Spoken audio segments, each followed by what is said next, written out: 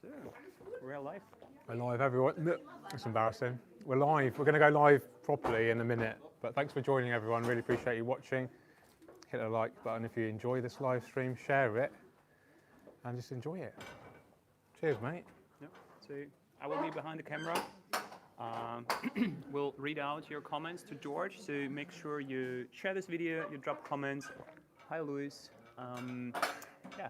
Comments are working. Please say, Hi, guys, James. if audio is good. Yeah. And Yeah. Ask Yuri's will be behind the camera, so any pertinent questions, ask him, and hopefully he'll be able to just check the crowd. A lot of people there.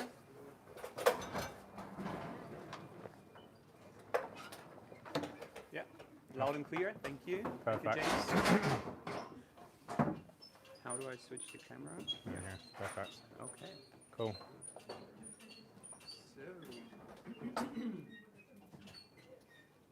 So, George, even you are not filmed, you are now. Everyone Oh, I can hear what I don't swear, George. Okay.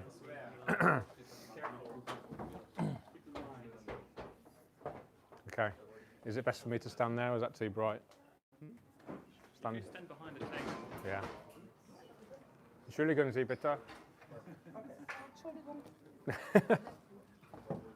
Dankeschön. Stage is yours.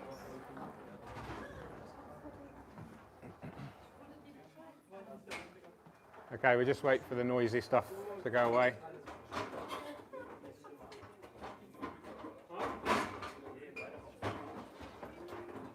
George, maybe you can explain what's happening right now. They're moving stuff, and it's really noisy. So we'll just wait one more minute, I think, and then we're just waiting for everyone to sit down and relax. Can everyone hear me at the back? Yeah.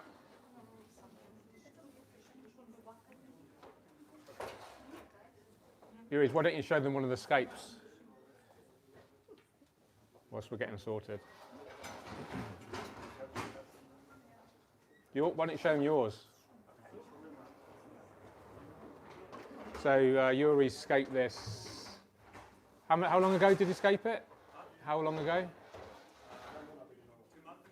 2 months ago. So really strong rock diorama composition. Lots of Hygrophila pinnatophyta as epiphytes. Okay, we all ready? Everyone comfortable? Mateus, yeah? We're good to go? Yeah? Perfect.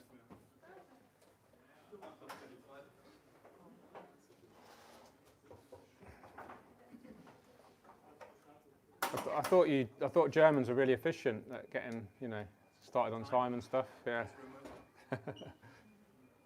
Okay. Hello, everyone. My name's George, and it's a real privilege and an honour for me to be here today at Scapers Lounge. It's my first visit here, and I have to say I am very impressed. A really good standard of aquascapes. My good friend Yuri's has done a workshop here before. Some of you may have seen that, and I think you're very lucky to have such a high standard of aquascaping store nearby. Has anyone travelled very far to get here? 250 kilometers from here. That's even further. No, it's not as far as me. No. Okay, perfect. Well, thank you for coming. I really appreciate it. The main aim of today is hopefully to inspire you, maybe educate you as well, especially if you're kind of just starting your journey into aquascaping. It can be quite a intimidating, confusing topic sometimes. What I try to do is make it more accessible, easier to understand, take it step by step. If you have any questions, you can ask me there and then, or you can ask me at the end. I will stay around at the end for a little while if you want a one-to-one conversation. But please try to interact as well. I like to try to involve you guys. Maybe some of you guys can help with planting and things like that. So don't be scared to volunteer. And yeah, hopefully you have fun, learn some stuff, get inspired, and hopefully take some of the lessons that you might learn from today's workshop home with you, and maybe even improve your own aquascapes, or if you don't have an aquascape, you want to start aquascaping. And actually, this store, you have the perfect resources to get started. Beautiful aquariums, beautiful hardscape, soils, plants, everything you need to create something like you see around you. And the staff as well, they're very knowledgeable, so don't be afraid to ask the staff for advice. And, for my for me personally, aquascaping is more than just a hobby. It's something that really helps to connect me with nature. And for me, that's really important. I actually think it's really important for the human race as a whole, especially with today's technology. Everyone's addicted to the smartphones, and a lot of us spend a lot of time working on computers. And I don't think the human race has evolved so quickly to deal with this amount of technology. And I really think aquascaping can almost help redress this balance. And so having a beautiful slice of nature in your living room or in your bedroom or in your office, it can really kind of just bring you back to nature, and has a huge therapeutic value, can help relax you.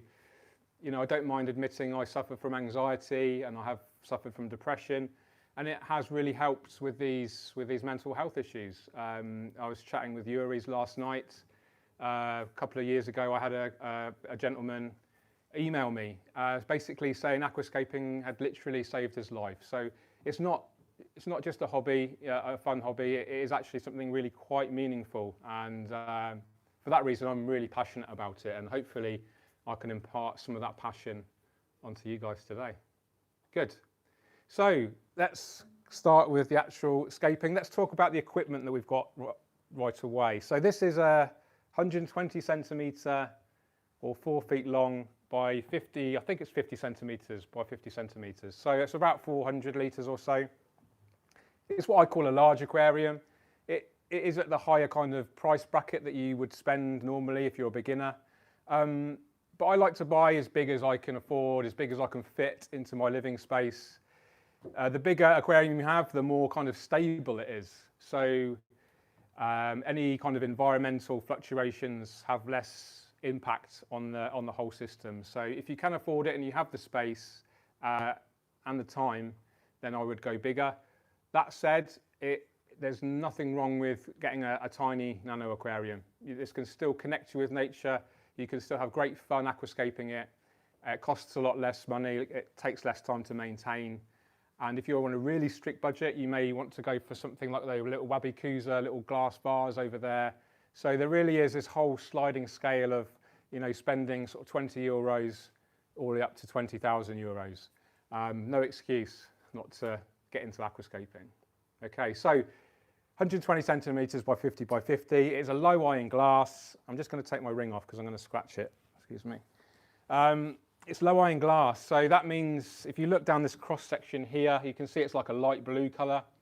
If you look down a regular kind of old school aquarium, these are normally what we call float glass, which has a higher iron content, so it will look a dark green colour when you look down it.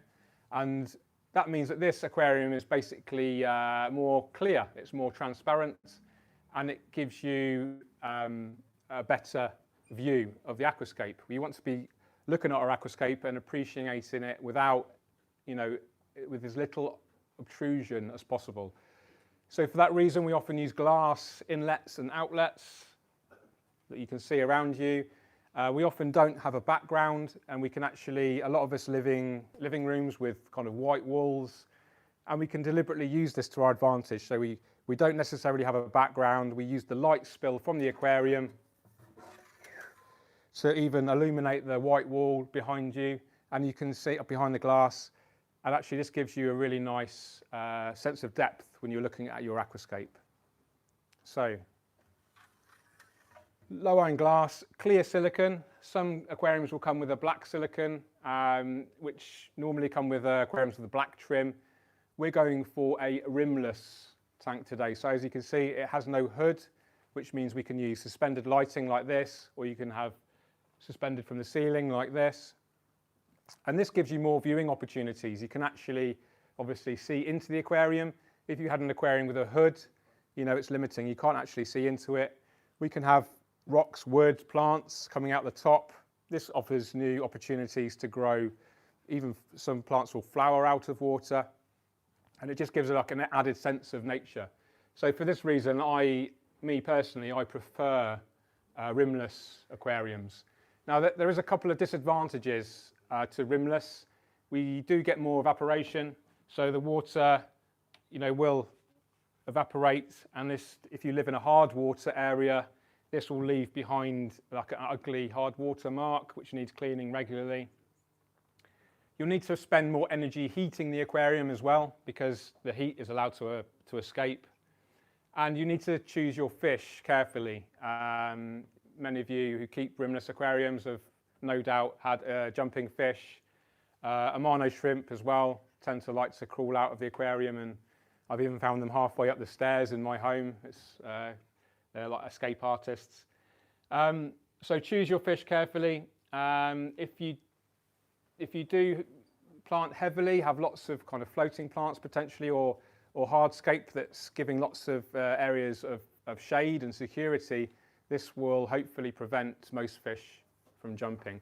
If you're going for a very open style, like an iwagumi, with just carpeting plants and stones, and the whole kind of open area is open to the elements, you need to be really careful with stocking the right species of fish, because this environment is not very comfortable for many species. So with this kind of style, the iwagumi style, I would actually stock fish that naturally come from fast-flowing rivers where it's very bright, very shallow, when they're used to this kind of environment.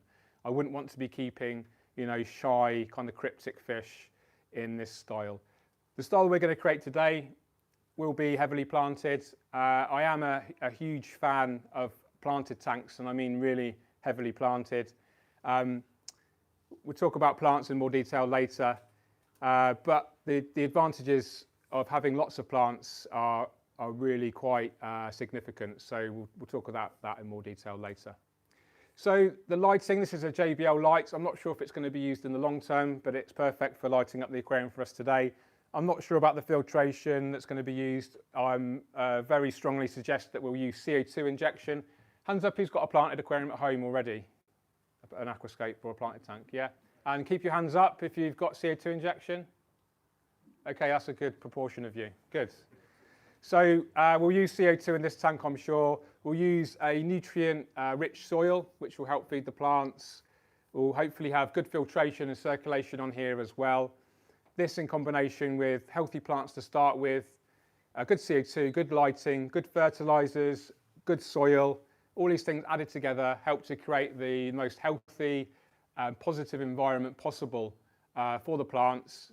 If you look after the plants, you help the plants grow really, really well. You'll help avoid algae, and you'll create the best and healthiest environment for your fish as well. So make almost the plant growth the priority, and then almost everything else is fine, if that makes sense. So we talked about the equipment, we talked a little bit about plants. Let's talk about aquascaping in more detail. So what is aquascaping? I've just written a book on it actually, so I know quite a lot. It's the beautiful art of making an aquarium, basically. So if you view your aquarium as a canvas, the aquascape is the painting. The plants are the paint, we are the artists, the tweezers and the scissors are the brush.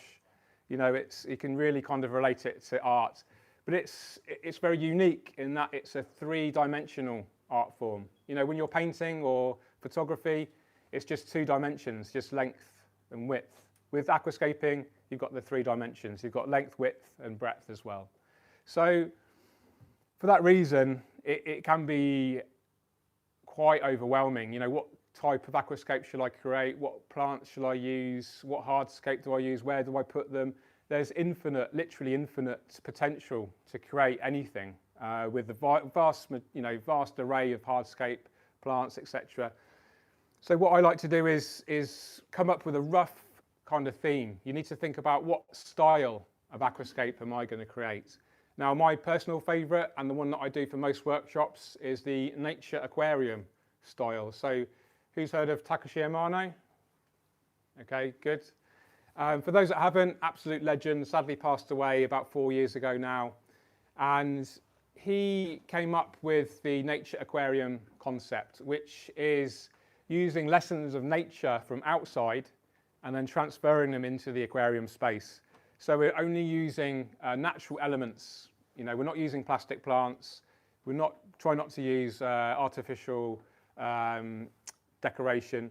We use natural rocks, natural wood, one or the other or both, live plants, soil, and obviously fish and shrimp and snails, etc. All these things are natural elements, and we compose them, we position them in a way in the aquarium that helps to give this essence of nature from outside. We don't necessarily copy directly what we see, but we use an essence. So this is a good example right here. You wouldn't see this in nature outside directly, a copy of, but you can see the theme. You know, we have words, we have kind of orange and browns. You know, this reminds me of autumn. So this is something that you might see in an autumn forest. And you can see that this is like a great example of a nature aquarium. We have iwagumi layouts, so we use just rocks, and we talked about this earlier with just maybe 1 or 2 species of carpeting plant. This invokes, you know, a feeling of seeing a group of rocks on a landscape or even in the ocean, but we're not directly copying. Now, you can directly copy, and we call this style diorama, which is actually looking at a landscape and then actually directly almost copying it and shrinking it down into your aquarium. I don't do this style very often. In fact, I've never really done it yet, and I will do it at some point. But my personal favourite style is the classic nature aquarium style from, you know, Takashi Amano from the early 2000s. He had this very distinctive style, which absolutely I fell in love with when I started my hobby, and that's the kind of style that we're going to create today. The great news is, if you can look at all of the aquariums here, and they all have a very different style. They're all quite unique, and hopefully this one's going to be unique as well. So if you're not a particular fan of what I'm going to create today, then do have a look around and see, you know, what you do like. And there's nothing wrong with actually copying someone else's aquascape. If you're a beginner, this is a great way to learn. You're not going to be too confused about choosing plants, choosing hardscape, because you can just literally copy that other person's aquascape. A lot of people copy my aquascapes, and people are like, oh, you've just copied George Farmer. And I'm like, that's great. You know, they've just started their journey. That's a great example of, you know, just using someone else's lessons, learning from them. And then you'll get confident in your own ability, and then you can start treading your own kind of path in aquascaping. You know, really, I still copy Takashi Amano. You know, a lot of my style is very kind of basic, really, compared to someone like, you know, Yuri's has a different style. I know some other aquascapers here. There's no right or wrong. You know, if you're happy with it, if the plants are healthy, the fish are healthy, and you're enjoying it, then that's the most important thing. Okay. So nature aquarium, that's the style we're going to create today. We're going to use wood and rocks, and we're going to start off by using soil. So if any of you have watched my videos, you've probably seen this already. A tropical aquarium soil. I've lost count of how many times I've used it now. Really, really good product. It helps to feed the plant nutrients through the roots. It also buffers the water a little. It drops the pH and the KH slightly, which generally creates a better environment for the plants. It doesn't require any pre-rinsing, so a lot of kind of gravels and sands, they're really dirty. And when you fill up your tank for the first time, you can get a real cloudy mess. So real great product, don't need to rinse it out. Provides nutrients to the plant roots. It also has a really a great kind of ability to take in nutrients from the water as well. It locks those nutrients into the soil, and it makes those usable by the plant roots. So what I like to do is create a great home for the plant roots through the soil, and then I also like to add a liquid fertilizer. We'll talk about that towards the end, in conjunction with this. So you're feeding the plants through the roots, through the bottom, and then through the leaves, through the water. And then that really gives the plants a good amount of nutrients. It helps to keep that plant really strong, helps that plant to grow really healthy, and that gives it the ability to fight off algae. Okay, I talk about algae a lot because it's the #1 reason people give up on the aquarium hobby. And for me, it's almost a mission for me to kind of give people lessons on how to avoid algae. So by really giving the plants the best conditions, you can really help prevent algae. And it's always better to prevent algae than it is to treat it. Once you've got it, it takes so much more energy and effort to get rid of it than it does to prevent it in the first place. So, but we'll talk about algae more later because it's one of my favourite topics. Okay. So we're going to use, I think, 4 or 5 bags. The Tropica comes in 2 types, a regular kind of grain size, which we've got here.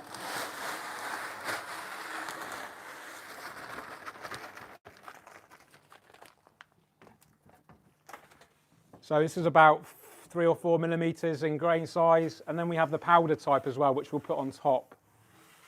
I like to use the powder on top because it's a much finer, it's about 1 millimetre grain size, and this is better for using the Tropica 1-2 Grow, which has a much more delicate kind of root structure. So it just makes the planting easier. It's exactly the same product, it's just a different grain size.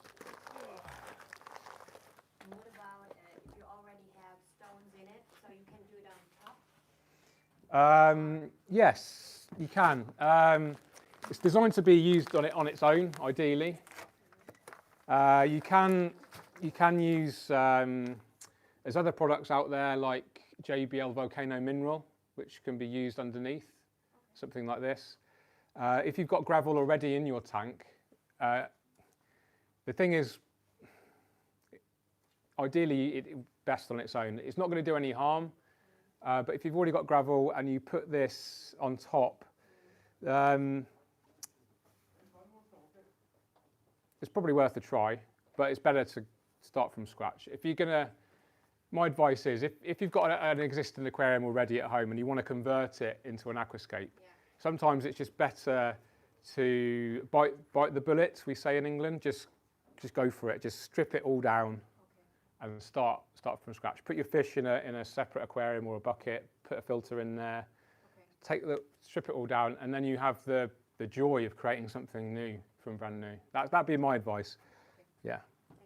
Welcome. If you wanted to add extra nutrients without the soil, you can use root capsules. So these are special small kind of tablets, like a capsule, which contain nutrients, and you can use tweezers and you can just pop them in around your gravel and target feeds special plants that need a lot of more fertilizer. Yeah, so that's the least expensive way and easiest. Yeah.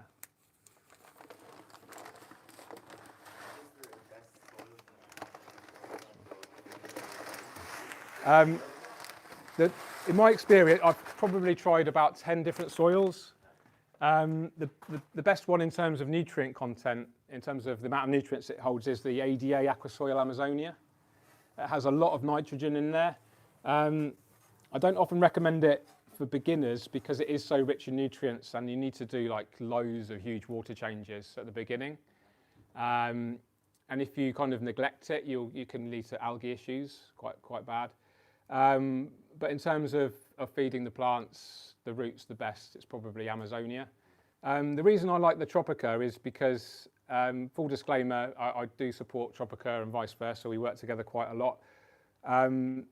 But it's just a really good balance of having quite a lot of nutrients, but without giving off loads of ammonia and giving you these early startup problems that you can get with other soils.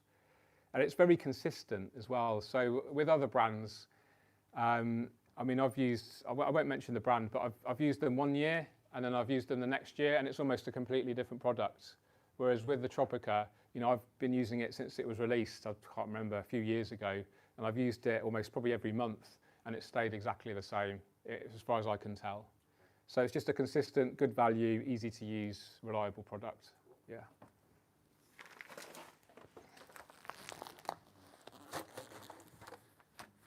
The great thing about soils is that it just helps the plant so much from the early stages. So the plant wants to, you know, if you've got a healthy plant to start with, it really wants to grow. It really it's almost programmed to want to grow, especially like the tissue culture 1-2 grows. They're like baby plants, and just like baby humans, you know, they're programmed to grow really quickly. So they need to be fed a lot of nutrients. So a soil is definitely the best thing, especially for the tissue culture. A top tip that Yuri's uses is actually to get the root. Can we get some root capsules? Is any staff here? Thank you. That's good if you show it. Yeah, it's better, isn't it?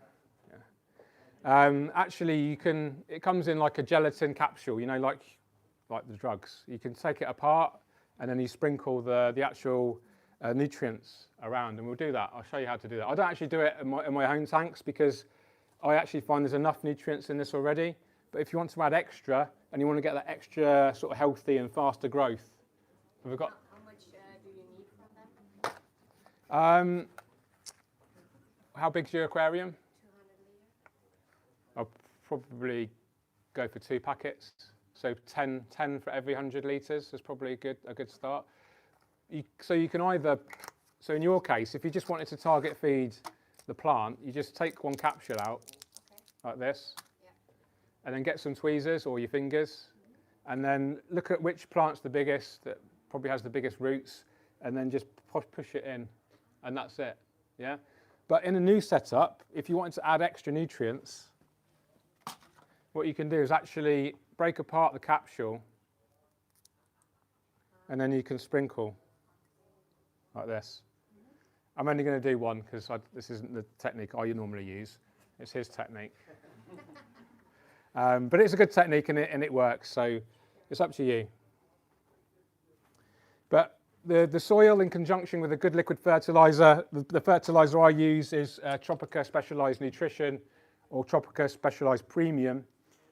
These two are designed to work together. So you're feeding the plants through the roots with the soil, and then you're feeding the plants through the leaves with the liquid fertilizer. It's in a handy push dispense bottle. Just read the instructions and go from there. I do have a video on specially dedicated to liquid fertilizers. Watch it, it's brilliant. Okay. Are you on flight mode, by the way? Yeah. Okay. Why? Just to save battery and also Yeah. so no one disturbs. And I was thinking maybe to turn down the brightness of the screen a little bit. Yeah, I can do. Do you know how to do that? Okay, so we talked about the substrate. Let's put our I'm going to put the powder in afterwards, and I'm going to do the hardscape next, and then we'll top off with the powder after that to make it more neat and aesthetically pleasing. So, is there any questions on substrate? It's quite a big and complex topic. Any questions? Yeah, sometimes there's another bigger grain component beneath. Yeah. Yeah, ADA do a product called ADA Power Sand, which is like a pumice. It's like volcano small grains. And this is designed to kind of promote oxygenation and nutrients as well on the bottom layer for extra long kind of nutrient base. It's not necessary. You potentially might get slightly better results in the longer term. But for the extra price, versus cost benefit, I'm not sure it's worthwhile personally. Bear in mind, everything I talk about is from my own personal experiences. I'm not saying that other brands are any worse or better, just what works for me. You okay? Okay. Sorry, sir, you asked a question. You were going to ask a question. Why did you not use volcano mineral in this case? I don't really like it. I just like to keep things really simple and just go for one type of product. The Volcano Mineral from JBL, it is a good product. I've used it before, but and the reason I don't use it in workshops is because it is so dirty. When I fill the tank up with water, even if I do it really slowly, this will just turn brown, the whole thing.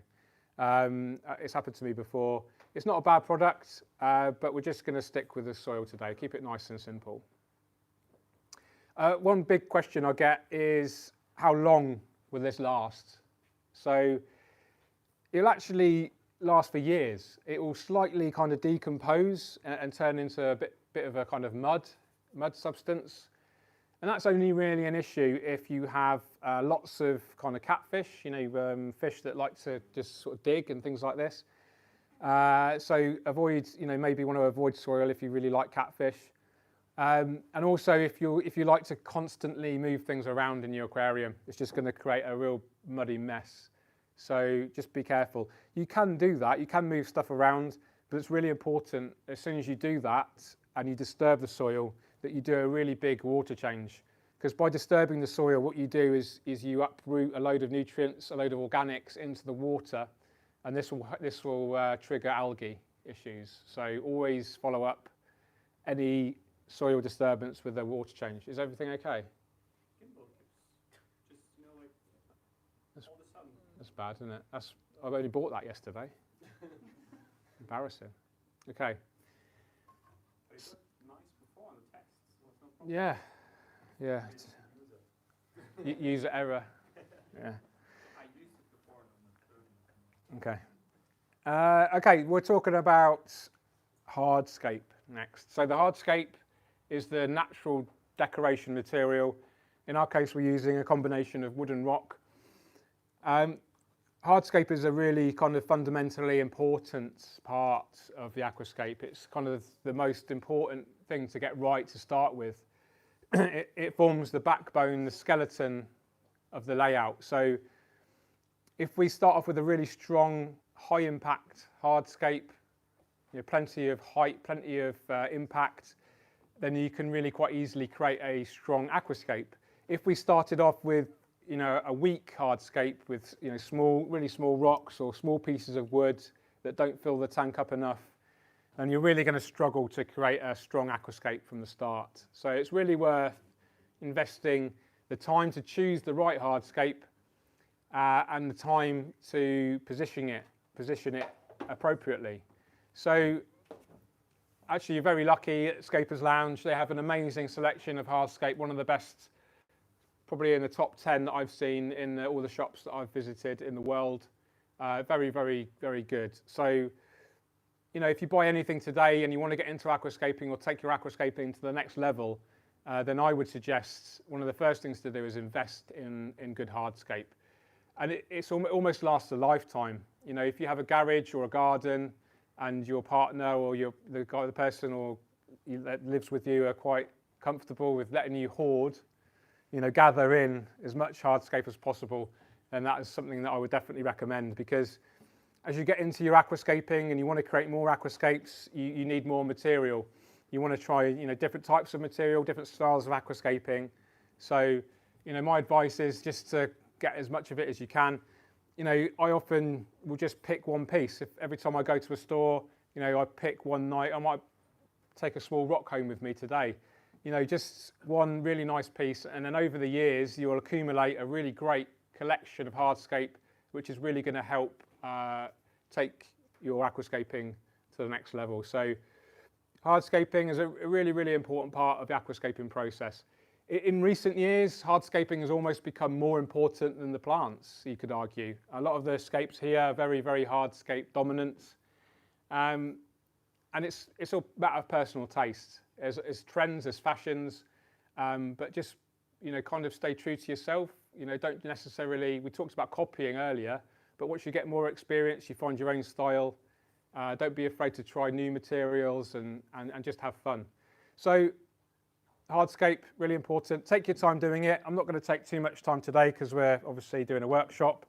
But when you're at home, there's no harm in taking days, weeks, just practicing the layout, having a fiddle around, put the wood in there, the rocks in there, take a step back, take a seat, have a look at it. Can I make that look any better? If you think you can make it look better, then move it around, make it look better, go back to it, and then just keep repeating this process until you're 100% convinced that you can't make it look any better. And this can take a lot of time, especially as a beginner, but it's great practice.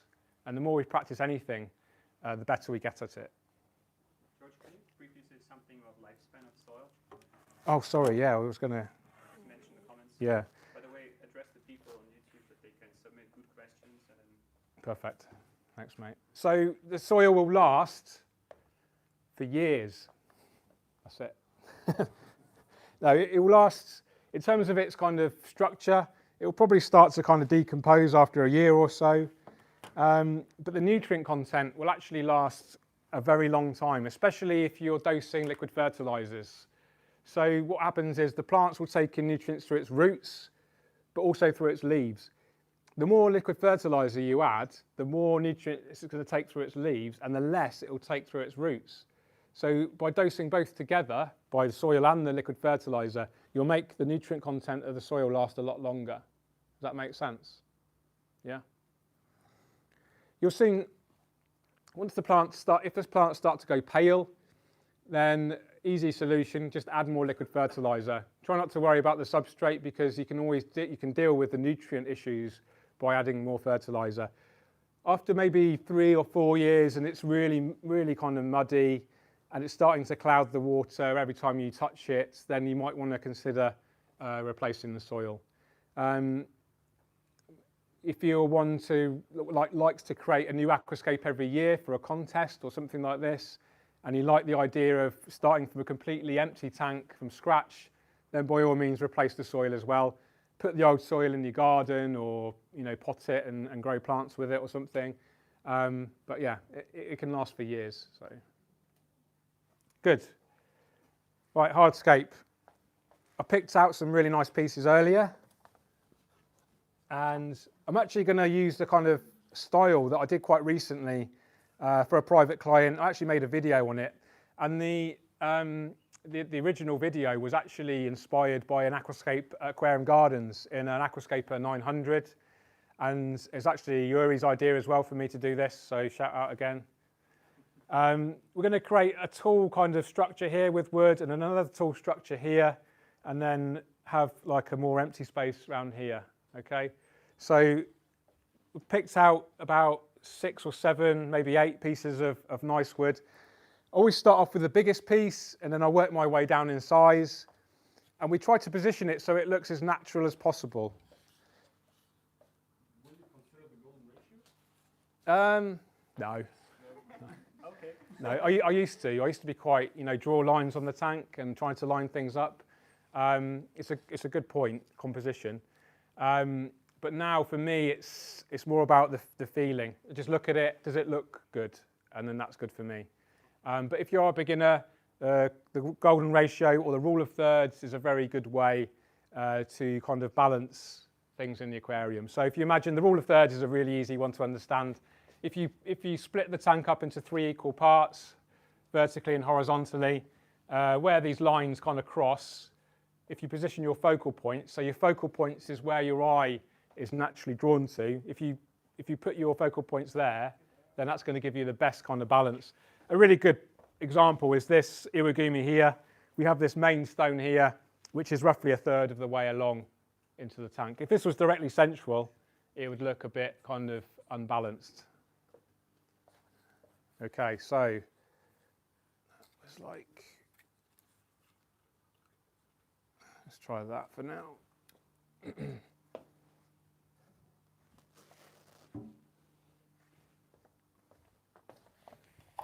So start off with the biggest piece and then work my way down in size. Oh, should be working from the back, shouldn't I, really? Do you remember Oliver Knott did that blindfolded aquascaping?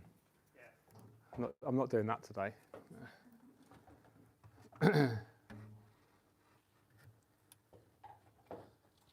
Now this wood might want to float, so we do have some rocks which we can position. We'll basically bury some of the wood and then put the stones on top, and that will hopefully stop it from floating.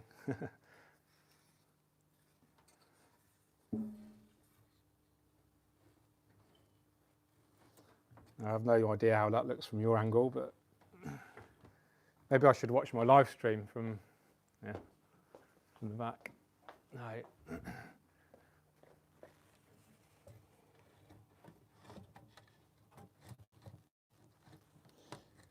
So. You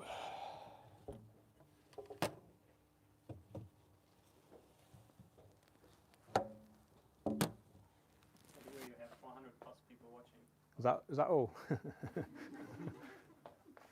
now. Wow. We had one super chat, but no questions. Okay, thank you for the super chat.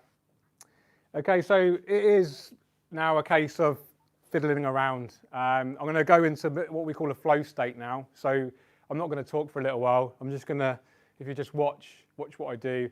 When I've finished it, I'll start talking again. I find it really hard to fiddle around and talk at the same time. Sorry. I'll be as quick as I can.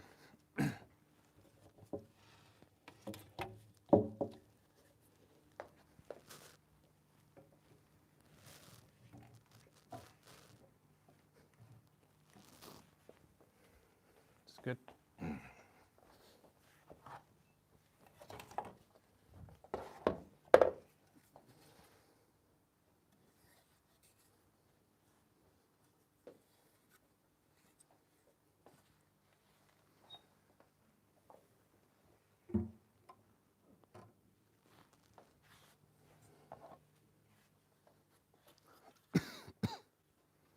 Oh, coronavirus.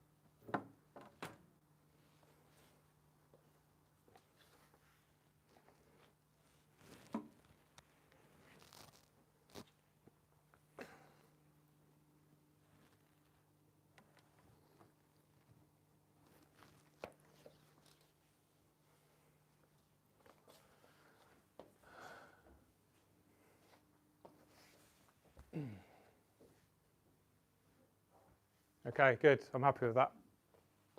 So hopefully you can see what I did there.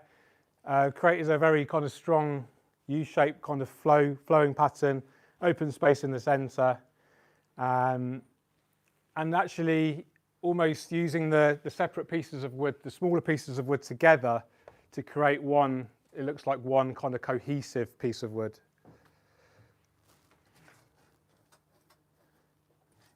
So the wood will probably want to float, so now I need to position the stones, hopefully so they not only weigh the wood down but look natural as well. So we've got, I think you guys call it Sirius stone. Sometimes we call it mini landscape rock as well in the UK.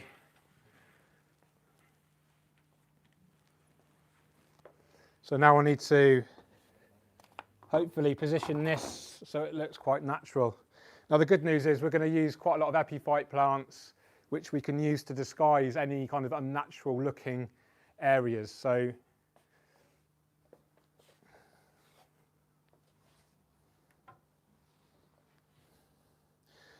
when we're looking at the wood, you can see this kind of natural line here, this kind of flow, and we can use the strata in the rock. This is called the strata. You can see these natural lines here. We can deliberately line those up with the natural lines in the wood, and this helps to create a more natural look as well.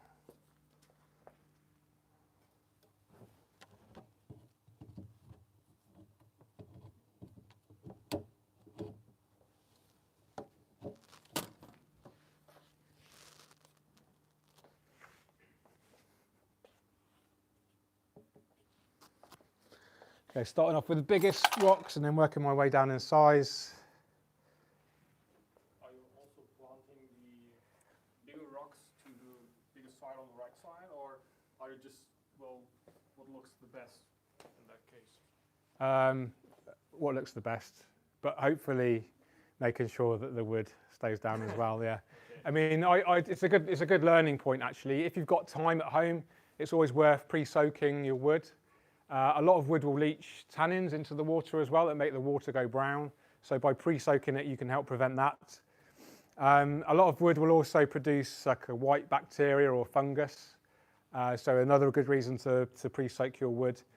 Or what a lot of people do now is they can even glue the wood together and then glue the wood to the glass and then put your soil in after that. So lots of different tips and tricks to help prevent your wood from floating. Fun fact, Takashi Amano actually did a workshop in Denmark a good few years ago now, and he had floating wood as well. Did you hear about this? And he got really cross, and he left his microphone on, and he went to the behind the scenes, and he was shouting like crazy at the staff for not soaking the wood. So. Okay, that looks a little bit odd, that piece there.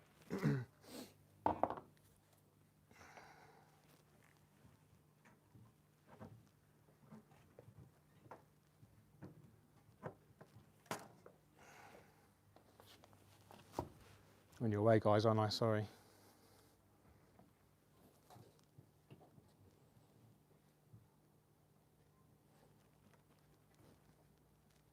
It's not going to work.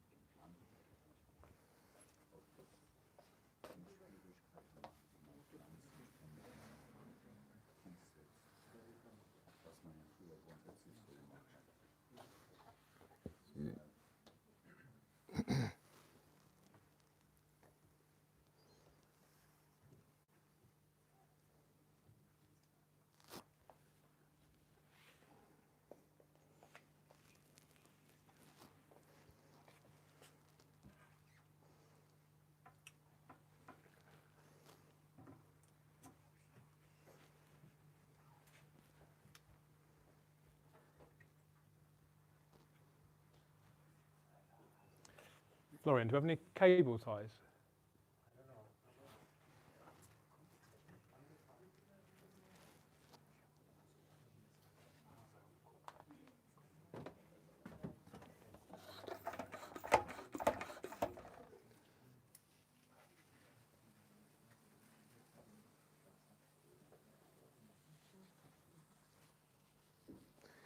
Just misting the plants, stop them from drying out.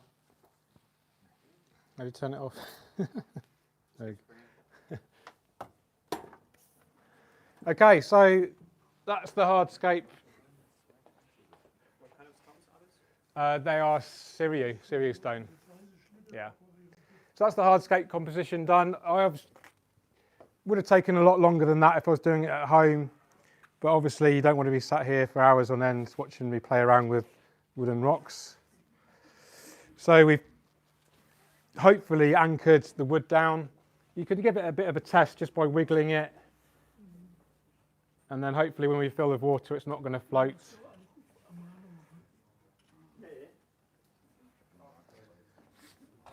Now it's time to add our Tropica powder. Yeah, perfect. I'll show you what I need. Can you cable tie this thing here around here? The big one? Yeah. Okay. Yeah, thanks, mate. You might have to join the feet together. Yeah. Okay. So what Florian's doing now is just cable tying the smaller piece of wood here to this largest piece, and that's going to make sure that this piece doesn't float. Hopefully, it'll be. Okay, so now it's time to add our powder. So exactly the same product as the normal type, but just a finer grain.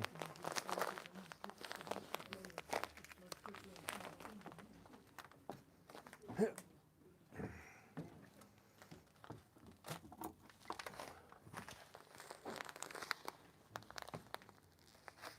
what about fishes go in then, and doesn't they hurt?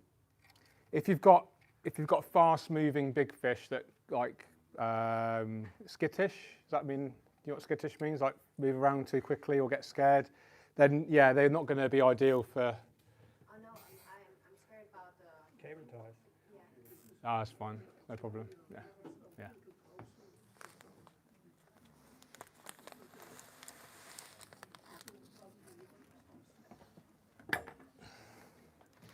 Okay, we normally have the soil deeper at the back than we do at the front. This helps to create a optical illusion that the tank is actually, the escape is actually deeper than it really is.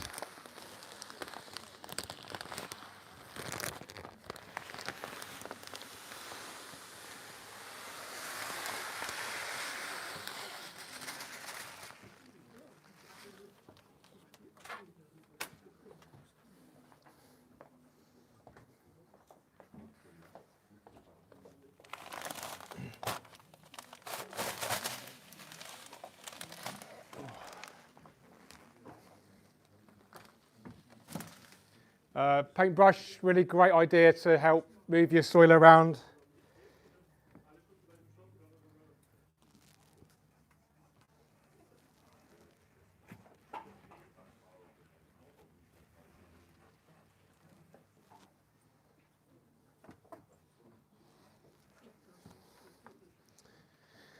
Obviously use a new paintbrush, not one that's been used to paint anything. Yeah.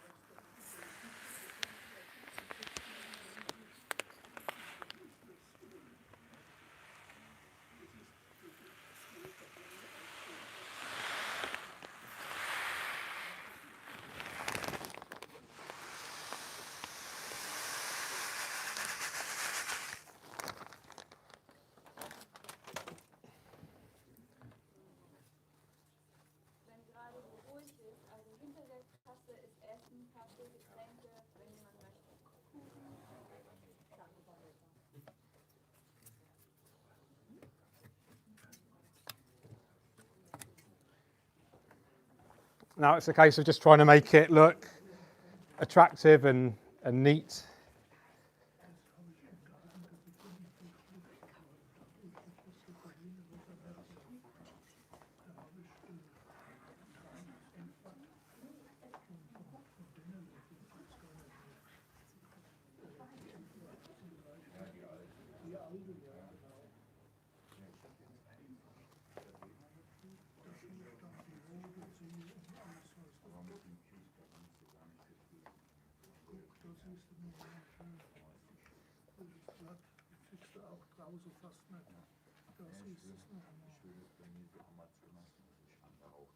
Ach, hab ich doch früher alles gehabt, Amazonas, kleine Bär, das hat so ein Oschi gegeben von mir, kleine Bär, ja. Hör auf, wenn du, ich sag, ich mach schon seit 40 Jahren, mich der Pflanzenpark, wenn ich als Any other questions, series? No. There was one guy from the audience. He has asked, like, if you had to choose, or if you could explain the difference in having soil substrate and gravel substrate, the benefits and Okay. stuff like that for plant growth. I mean, soils are more expensive than regular gravel. If you wanted to save money, then you can get a gravel and then rely on a nutrient-rich base layer. All the root capsules, which we discussed, but really to promote the best plant growth possible, then it's worth really investing in a soil. You really are going to get much better results.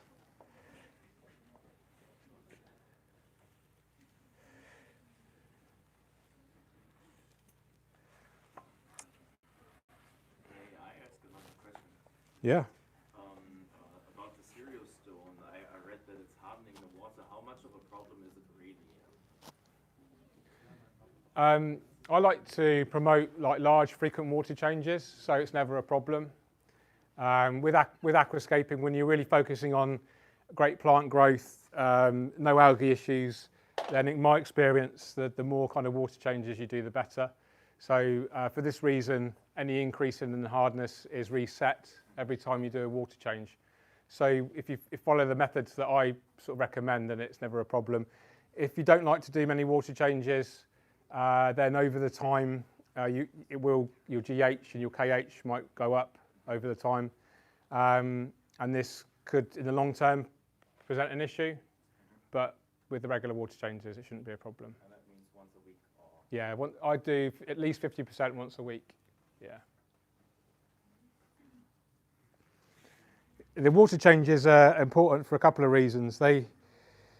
When you're adding, I like to add liquid fertilizer every day, a small amount every day. This helps to keep the plants really well fed. And then every week you do the big water change to reset those nutrient levels. Because you're adding a little bit of nutrients every day, it's slowly creeping up. And then you do your water change and then it goes back and then it slowly creeps up. So it does this, but it actually stays quite stable. If you did fewer water changes, then it's just going to go up and up and up, and then it'll go, and then you'll get more of a kind of, a bigger kind of variation, which plants don't really appreciate so much. If you have the cereal stone and you don't do the water changes, then it's the same thing. You're going to get this increase. Josh, do you use RO water or tap water at home?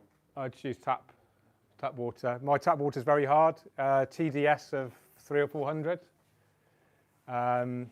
So I think it's a GH of about 15, between 15 and 20, and a KH of probably 8 to 10. So very hard. Yeah. I get really bad lime scale on the glass, but because at the moment I have a similar size aquarium to this at home, and I do at least at the moment when I'm at home more often because of coronavirus, I do normally two water changes a week now, just because I'm at home more often and I can spend the time enjoying the tank. Are you limited in your plant choice because of the hard water?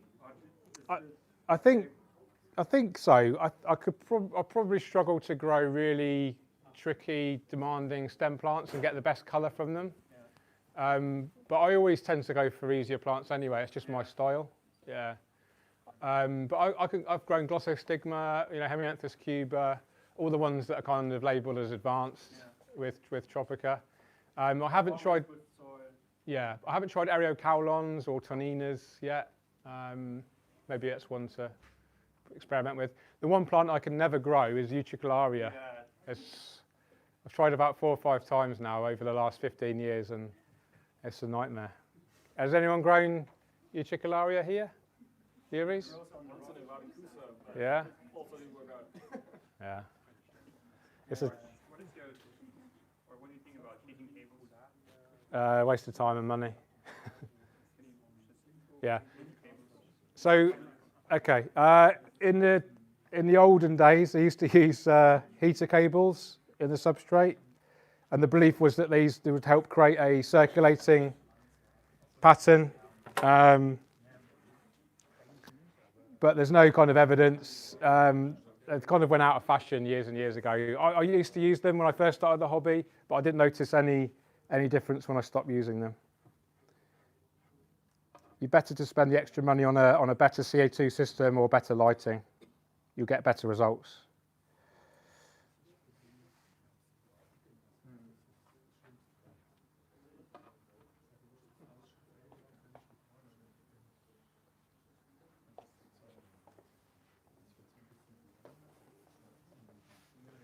Okay, nearly there. You notice there's a lot of soil open. I've not filled it up with too much hardscape. There's a lot of room for planting.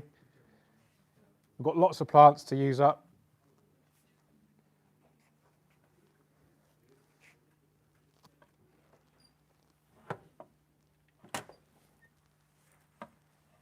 What do you think about dry start? Dry start methods, I'm not a huge fan of it because I just like to see the aquarium full of water and get the shrimp in there and enjoy it as an aquarium. So my personal preference is not to go dry start, but there's nothing wrong with it. People do have success with it. It's just not for me. It's just not my taste.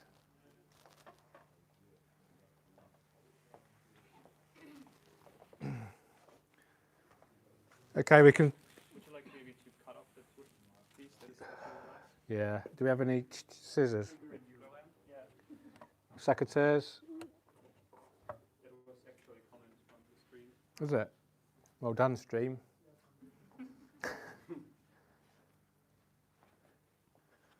Okay, we're still not 100% flat at the front, but we can tidy that up later.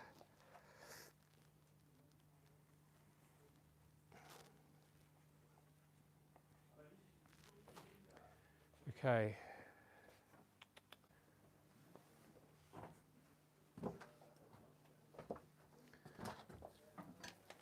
Thank you.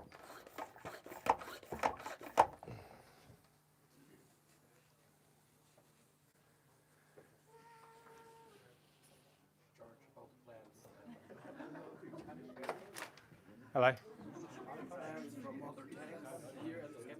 No, these are all brand new from Tropica. Yeah, a lot of these have been prepared already, but I do have the tissue culture which I need to prepare now. Any volunteers? Who's good at preparing 1-2 grow? Anyone? You? Do you know how to prepare plants? I would help you if you want to. Yeah, come on then. So, have you done this before? Yeah. Yeah, perfect. Okay, I'll start off with some Monte Carlo. My Cranthum Monte Carlo, very, very popular carpeting plants. It's in quite a lot of the aquascapes around here. What have you done? the wrong piece. Sorry, man. That's fine, thanks, mate. Wer hat gelacht?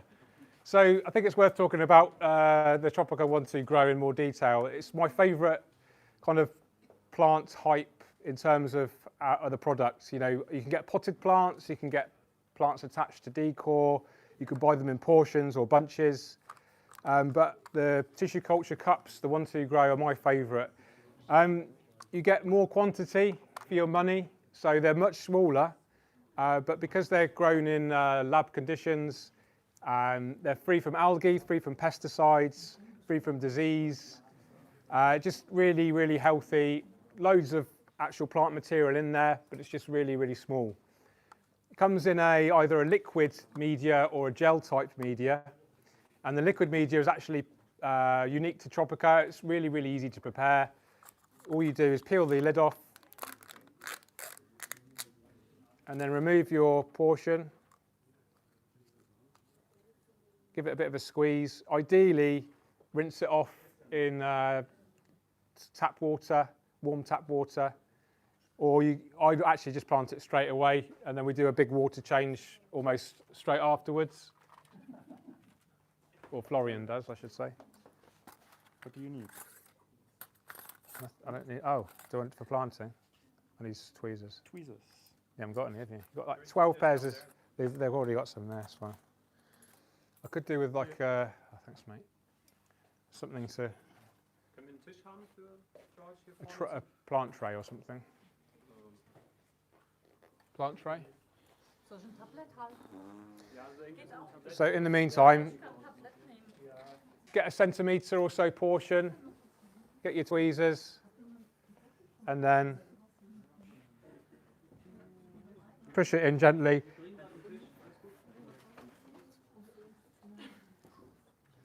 Really simple.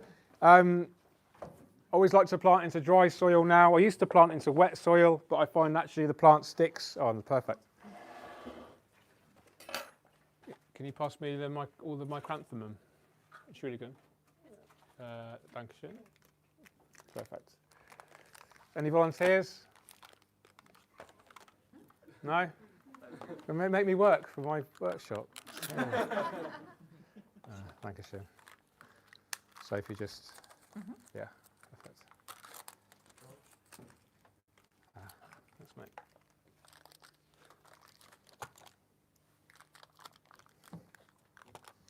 Do we have another bucket down there? Oh, pass me that bag, the empty soil bag. Dankeschön. Just put the rubbish in there. Perfect. Thank you.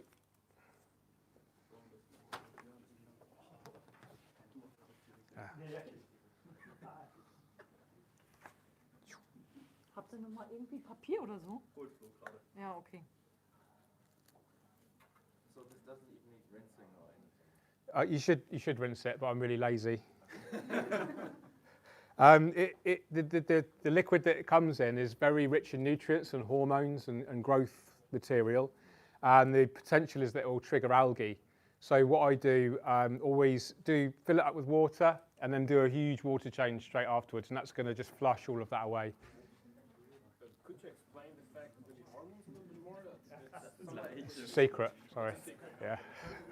I don't actually know much about it. It is actually a secret. Yeah. It's basically it's the food for the plants while they're growing from tiny, tiny little cells. So it just helps grow Yeah. for the plants. Yeah. It's the food that they need because there's obviously no soil for them to grow in the laboratory. They have to use this liquid to grow. So it's really, really rich in all the. Steroids. Yeah, exactly. Yeah, it is. Yeah, yeah.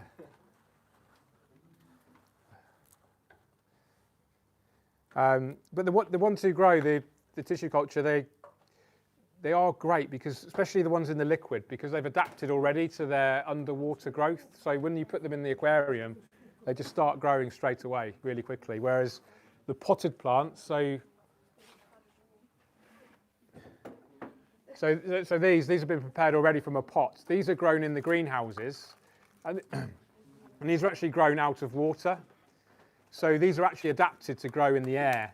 So when you put them in the aquarium water, they have to go through the change. They have to adapt and grow into their underwater form, whereas these have already adapted. So these will actually start growing much quicker than these, even though they're smaller. How do you prevent the ground from melting? There's no kind of guaranteed way.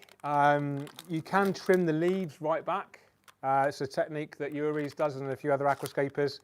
I like to see the crypts go through the change. I don't get much crypt melt usually. You like to see the melt? I love the melt. I love to see the melt and then the regrowth. It's all part of nature's way.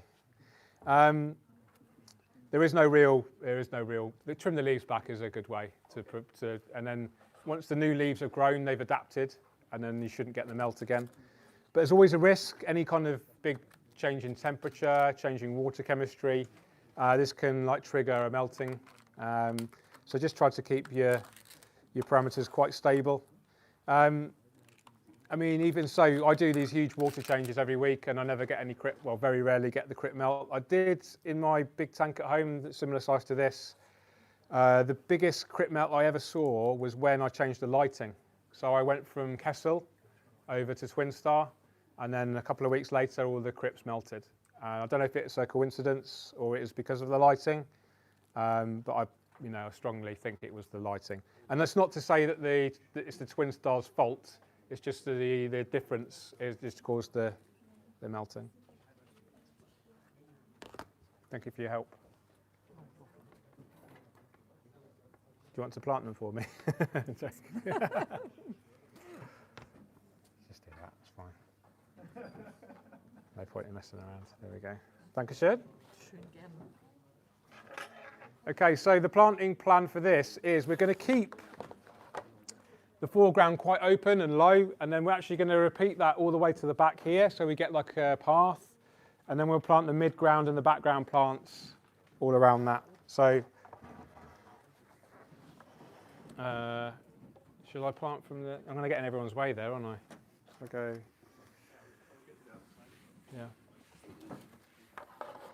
Yeah. Do we have some more tweezers? Yeah. Would you like a go? Yeah.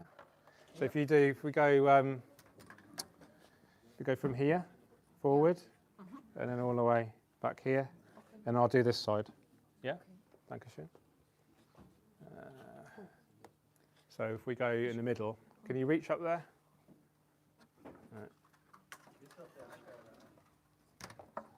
Right. Ah, perfect. Danke. There you go, madam. Oh, thank you so much.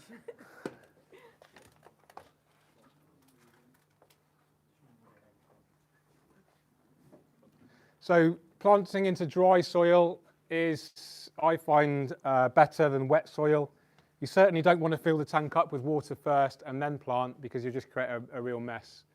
If you have an established aquarium and you want to add new plants, then by all means just plant into it. But like I said earlier, if you disturb the substrate and you get all of this cloudiness, then make sure you change a lot of the water to dilute it, otherwise you'll get algae problems.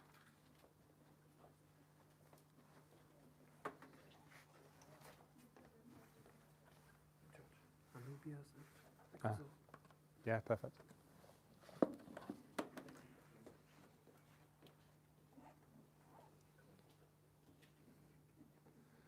So the Monte Carlo will eventually form a solid carpet. It will send runners, and it will kind of, there's lots of examples here of how it looks when it's grown.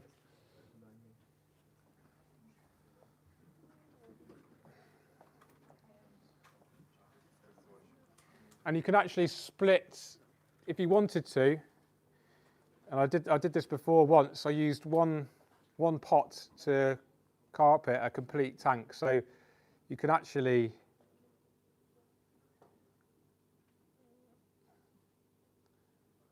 take hundreds and hundreds of these from one pot and then plant the whole thing. But it'll take a long time, trust me. Yeah. We haven't got enough time for that, unfortunately.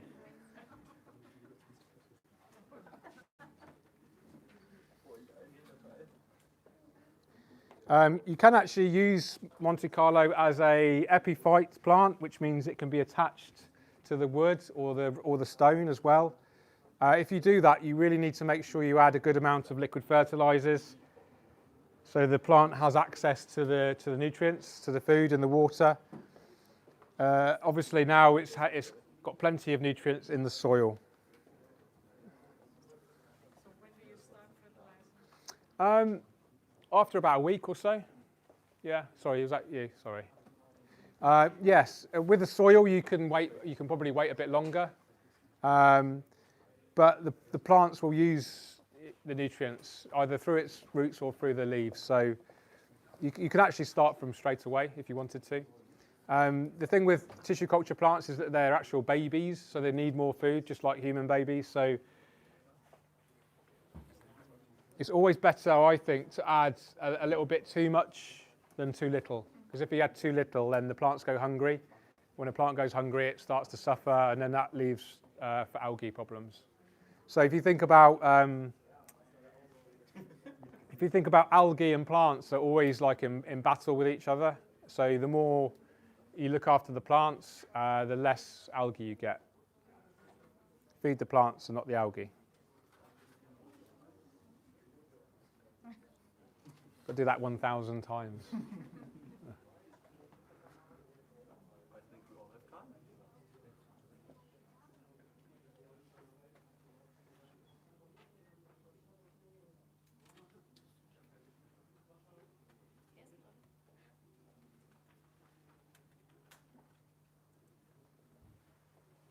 You could push the plant quite far into the soil.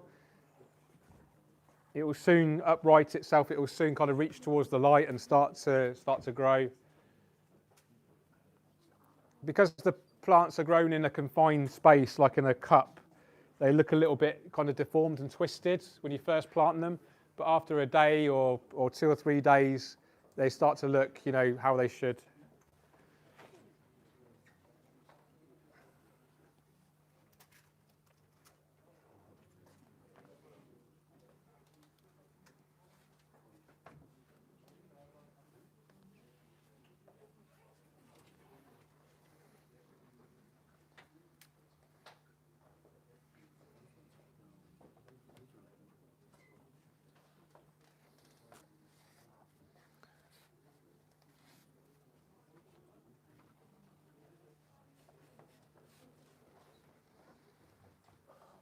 So I think it's worth saying thank you for coming today because of obviously coronavirus. I thought I'd be here just on my own, you know, just do a YouTube video maybe.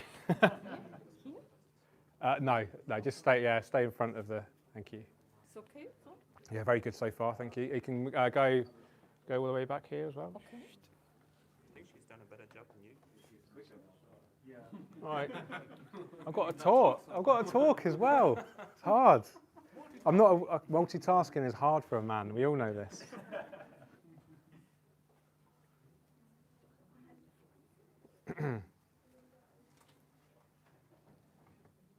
How's battery life doing? Gimbal is full. The road is, I would say, 75%. The phone? How do I check? Right, can you check?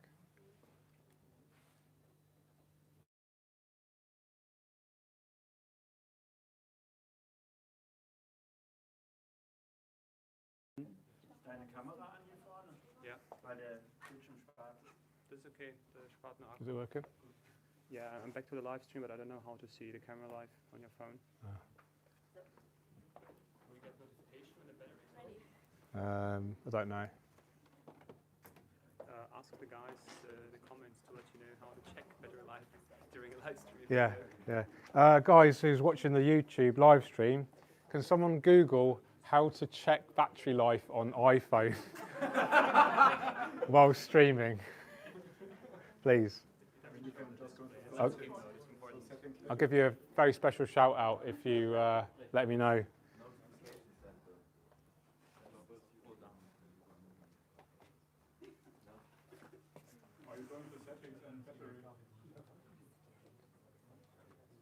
No, it's because it's locked.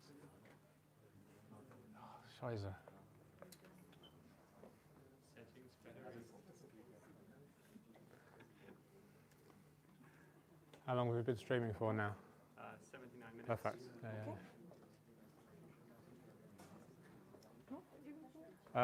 All the way back? Yeah. Yeah. Right Perfect. down from top a little.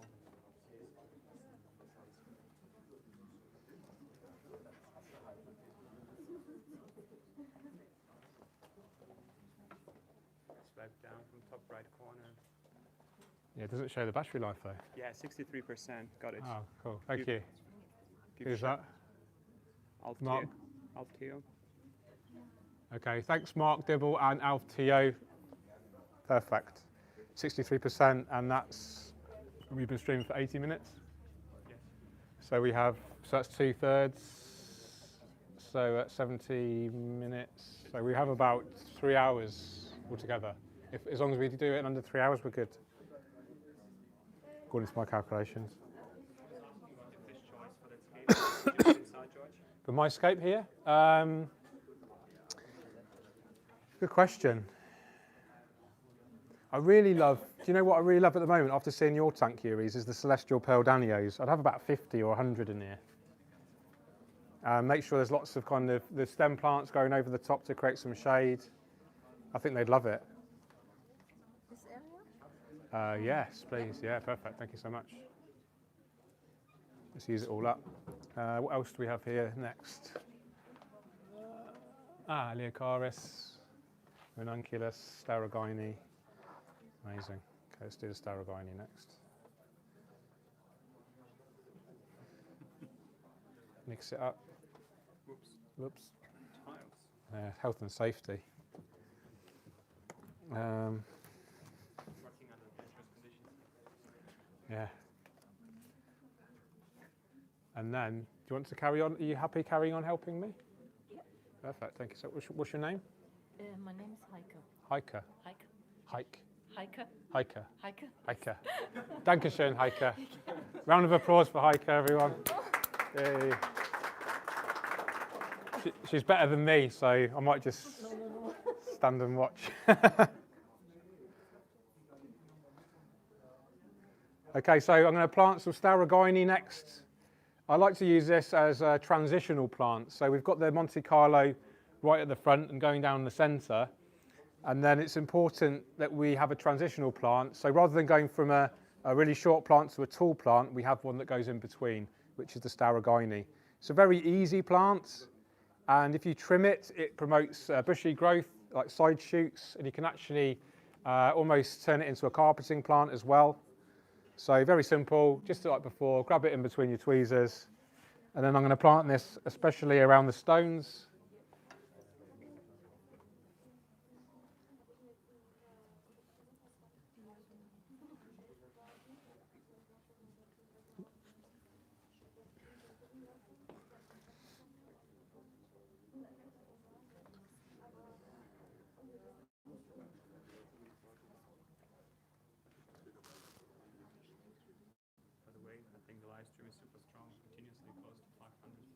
That's great.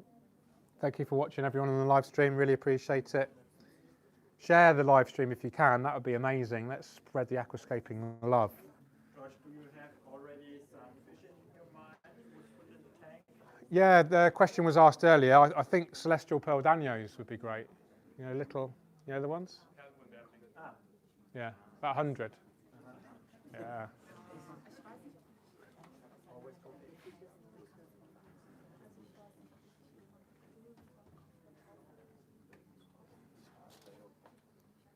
I really like their behaviour, the way they, they swim and interact. Not schooling, right? No, it's not. It doesn't need to be sometimes. Yeah. Yeah.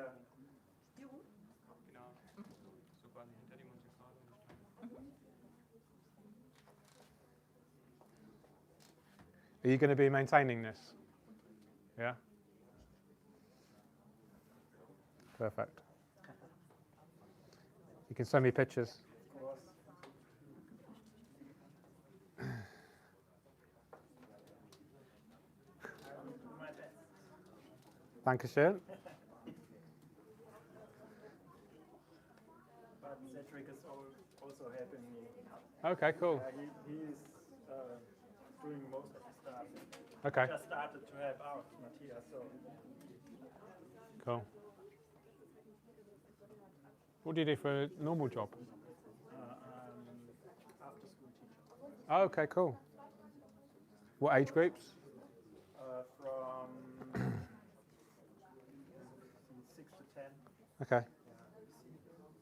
All subjects? Yeah.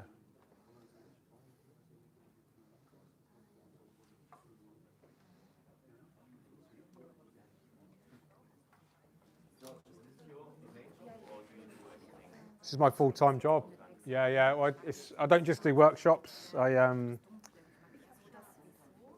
do private installations. I work a lot with brands, particularly Tropica and Awase. So I do my own YouTube channel, which is quite busy, making videos for that.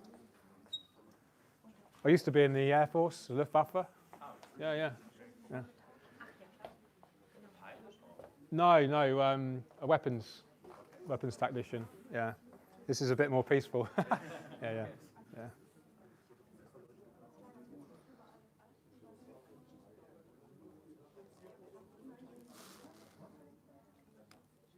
Did you start aquascaping before?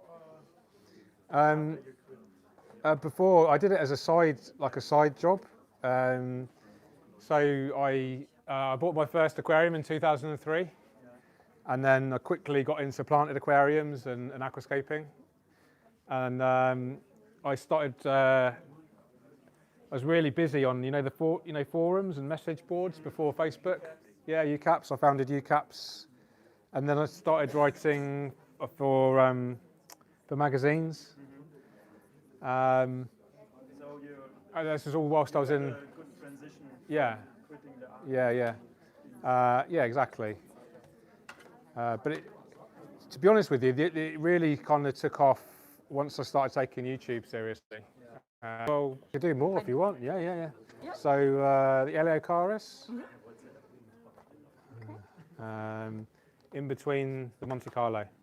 Yeah. Okay. Dankeschön. Yeah.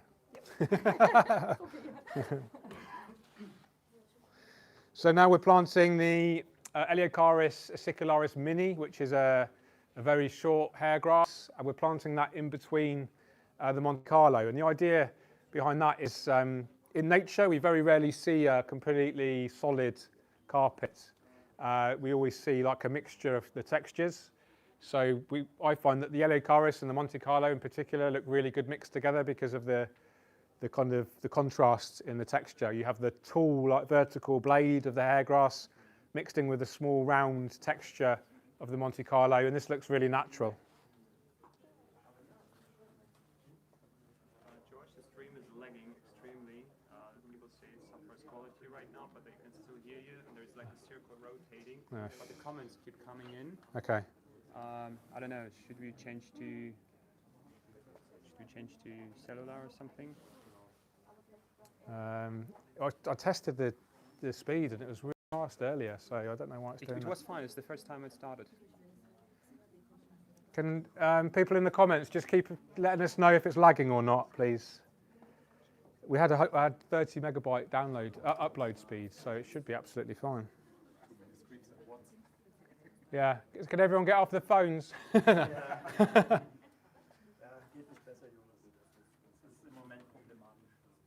Is it okay now? Is it still swirling? Someone says fine now, fixed now. Fixed now, okay. But that thing keeps rotating. Yeah. Oh well, no problem.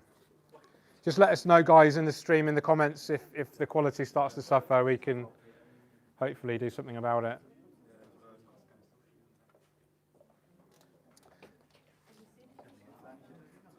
Okay, interesting plant next that I don't often use in aquascaping. It's not often used. It's called Ranunculus inundatus.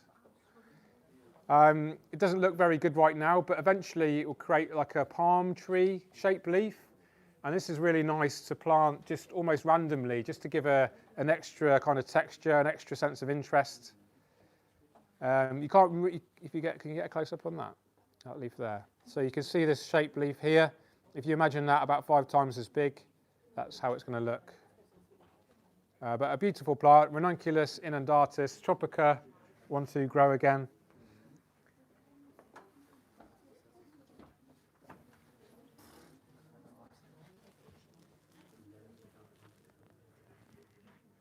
Spell the plant name, please. Ranunculus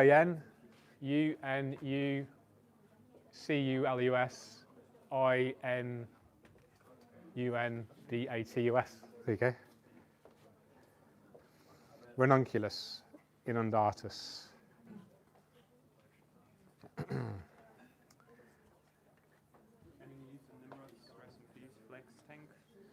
It's actually a subject for another video.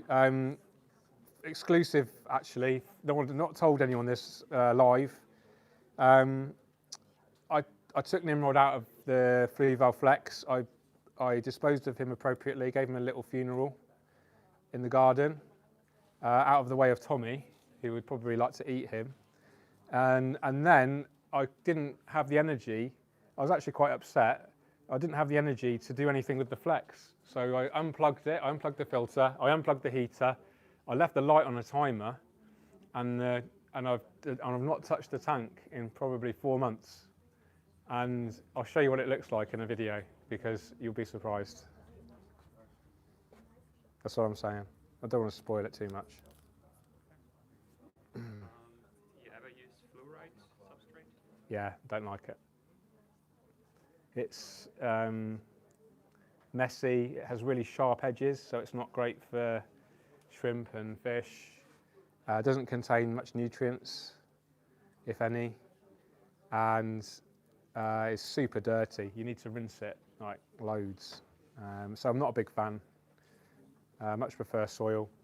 The supplier of fluorite, Seachem, actually do a nice soil now. Aquascape, I think it's called. So, yeah, I'd much rather use that if I had to use any of their products. Oh, this is looking great. Thank you.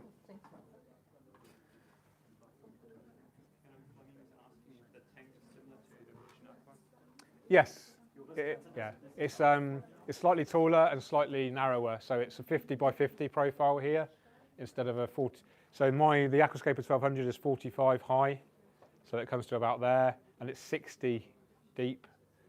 But it's the same length, and it's actually I think the EA tank is slightly thicker as well. This looks like 10 mil glass, whereas the EA tank is 12 mil glass. Die Frage laut der Vorlesung, das kann man ja auch dann Klavier hören. Also, ja.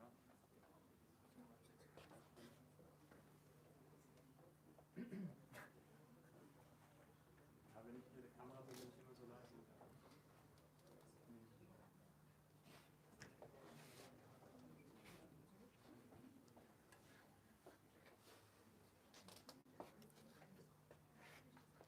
George, any workshops for Belgium planned? Belgium? No. I have done a workshop for NADA. You know the guys at NADA. I'm always happy to go there if they're listening. Hello. But no, nothing yet. I think the next workshop I have planned is Aquarium Gardens, April the 4th, which has been fully booked. I think they're sold out in 2 hours of tickets. And I think actually there was quite a lot of disappointed customers, so I think they're going to do another date in June sometime as well. I did have a workshop planned in Denmark, Unemati, but because of coronavirus, that's been cancelled.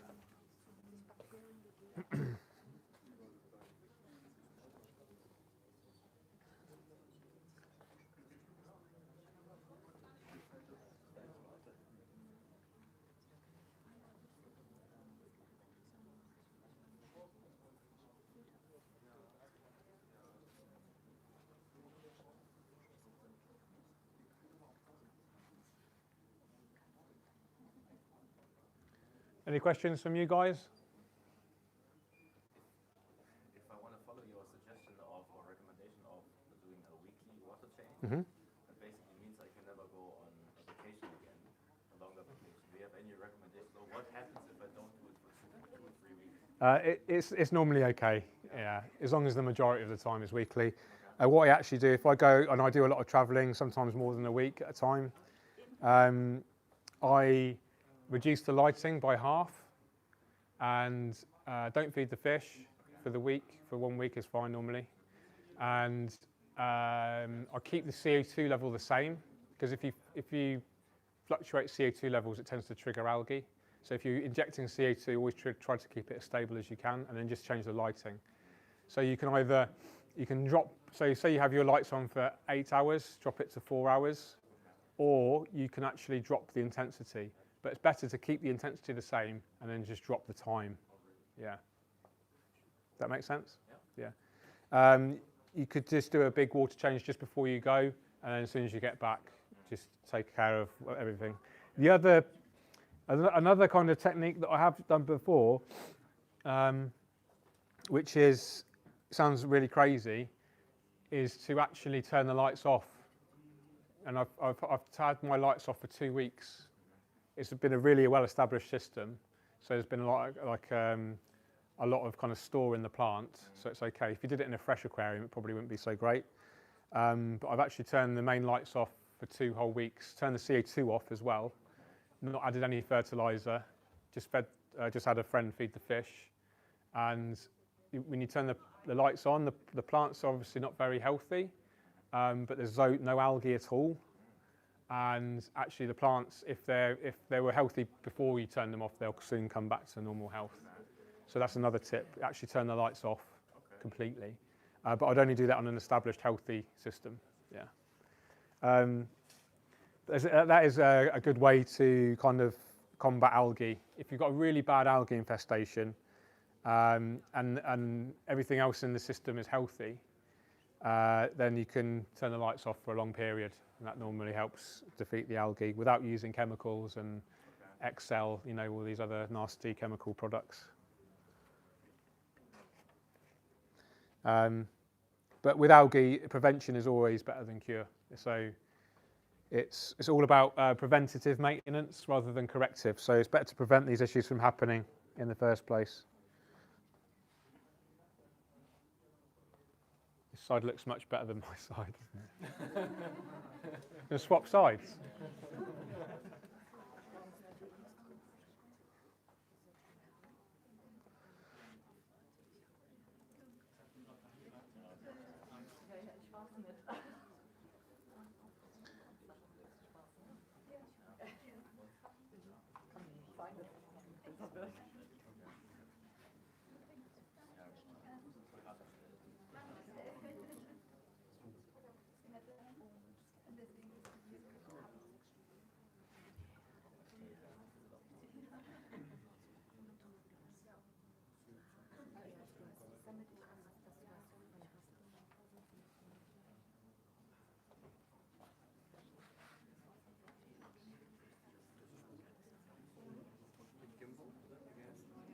Really? That's annoying.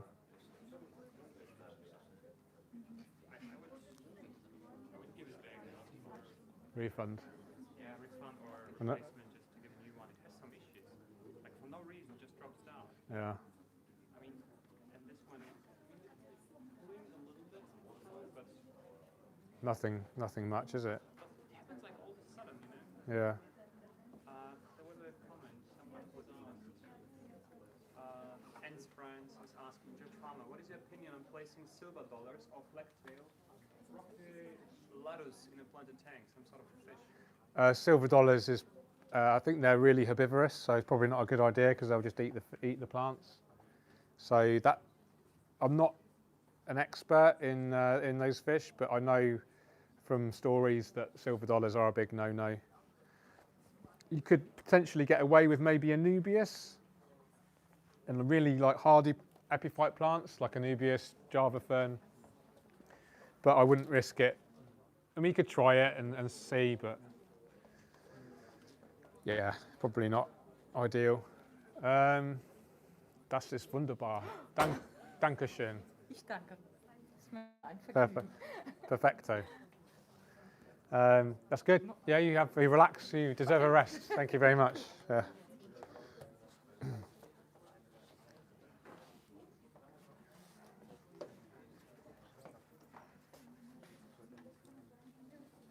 Okay, we're nearly there with the foreground plants.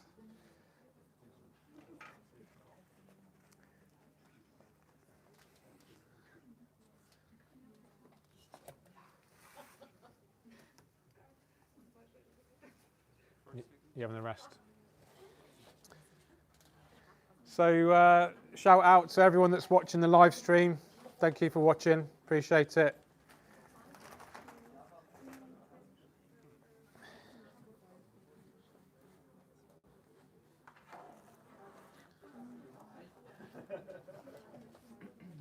Cheers, mate. We're looking a bit empty at the right at the front centre, aren't we? Looking a bit empty right here.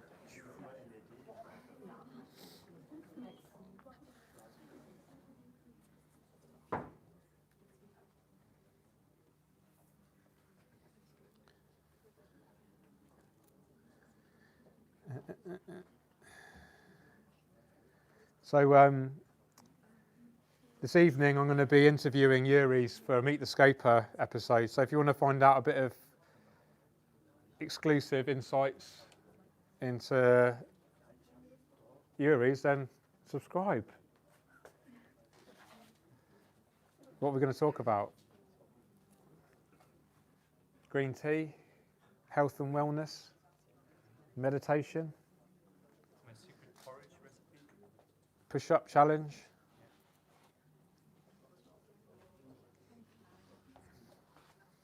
Yoga. We do a 1 hour meditation session live. Just sat there in silence, Imagine going live and meditating for 1 hour. Just Fo- sit there for 1 hour. focusing on our breathing.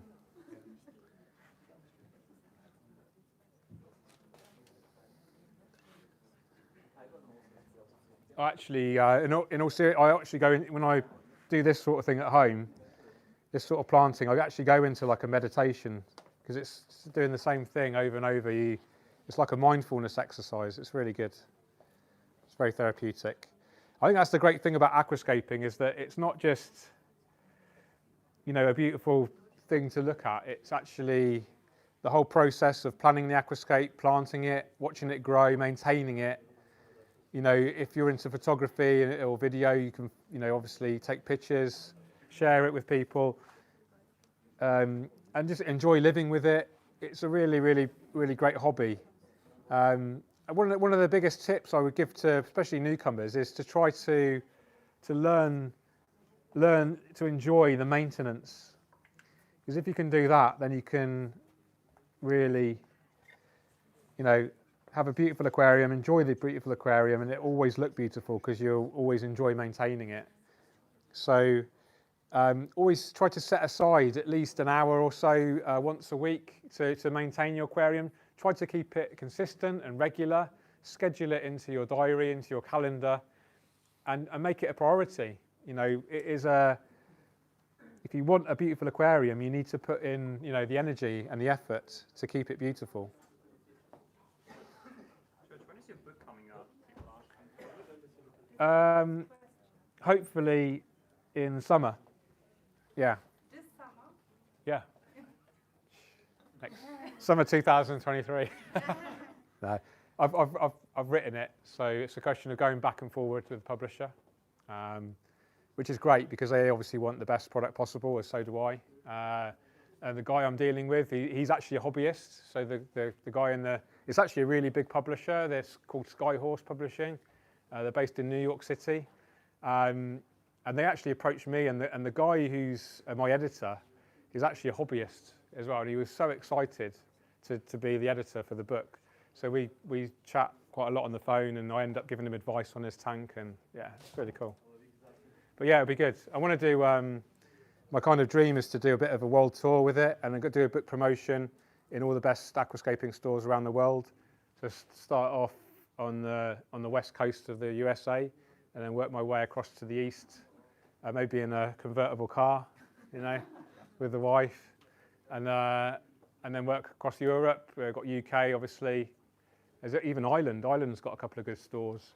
UK, France, Germany, work our way across Europe, and then maybe Asia, and then, yeah.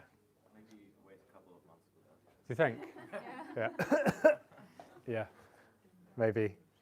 Yeah, it's quite interesting times we're going through at the moment with Corona. I wasn't sure if I was going to be able to come to this. The advice is stay at home. So, but yeah, it's looking good. So what's the book gonna be like? Is it gonna be a technical book, or?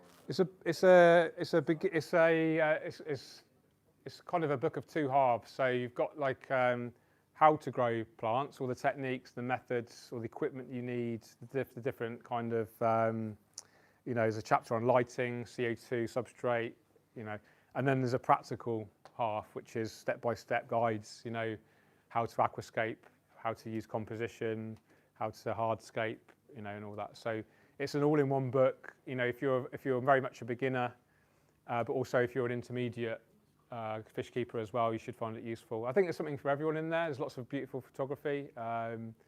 It's actually a square format book as well, so available for pre-order on Amazon. Will it only be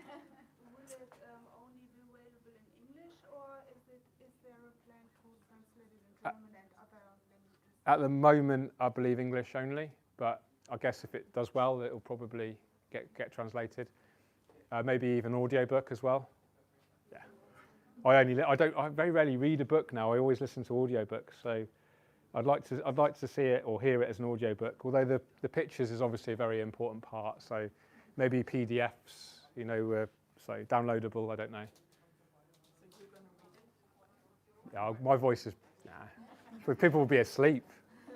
Be like a book you put at bedtime.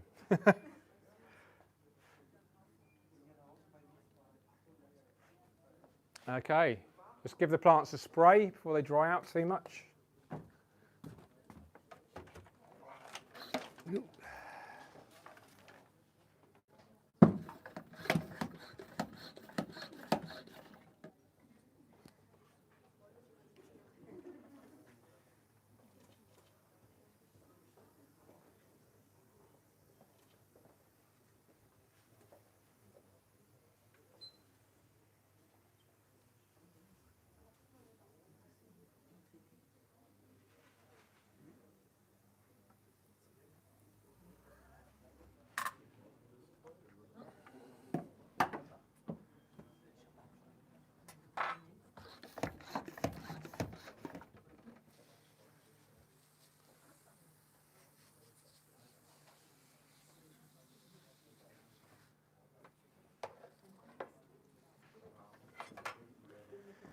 Okay, this is a really interesting plant that I've been using quite a lot of lately in recent aquascapes because I really like it. It's called Hydrocotyl verticillata, and it doesn't look great right now, but what happens is it sends up vertical stems and then it creates like a little umbrella, and they look like little mushrooms. And you plant these, again, quite randomly, like I did with the ranunculus, and it does create a really lovely effect. Yeah, just around the front. So it's all about, we've used 1, 2, 3, 4. This is the 5th.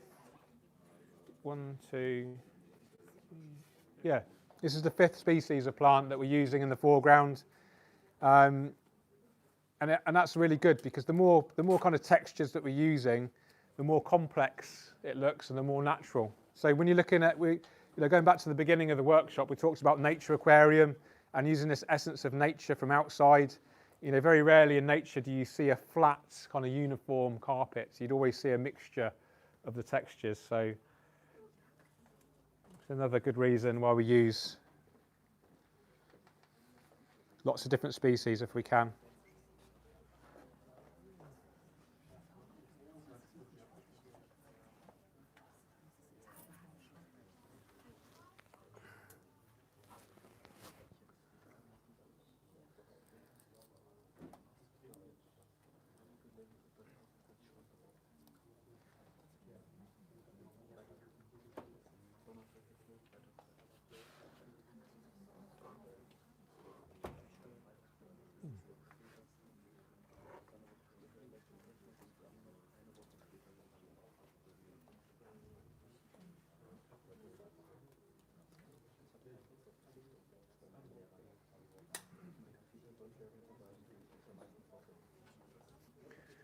How long have you been going now? Under 10 minutes. Getting close to 2 hours. Okay. My arm's getting tired. Have a rest if you want. Just put it down. I feel like I want to serve the viewers online the best I can by moving around. I appreciate that. Okay, time to leave. We don't need to plant all of those. They're kind of an accent plant. Don't want to overcrowd it. So we'll move on to, what have we got here? Rotundifolia, ranunculus. Let's go for some crypts, yeah. A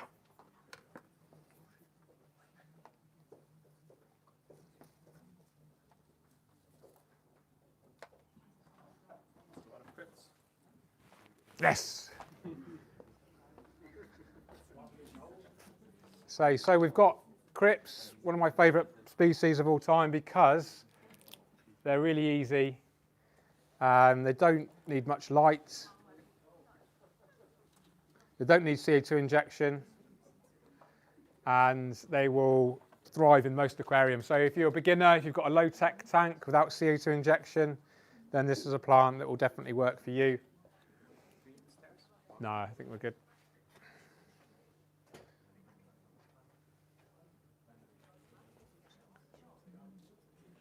Do we have another volunteer? Anyone else? Yeah, perfect. Yeah. So,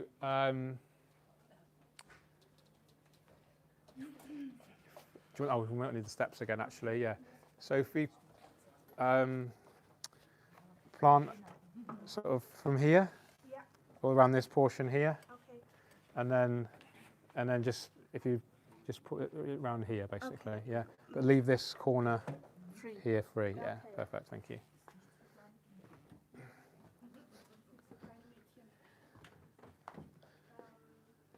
Should I cut Yeah, yeah, or rip them, just tear them if you want to.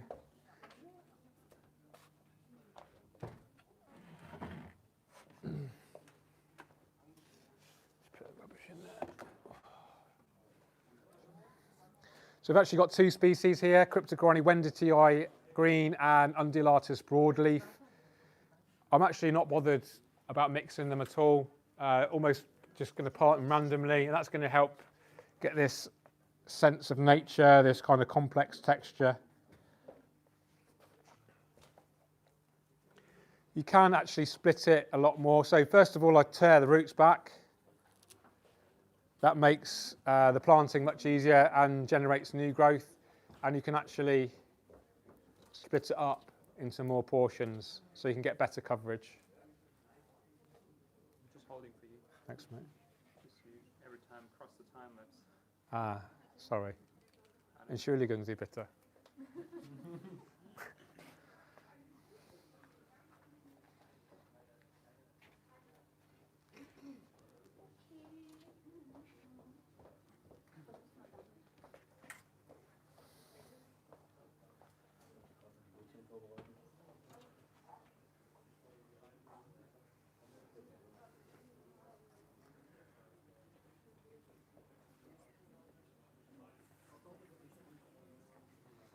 So some aquascapers like to trim all the leaves off, and then, don't they, Yuri?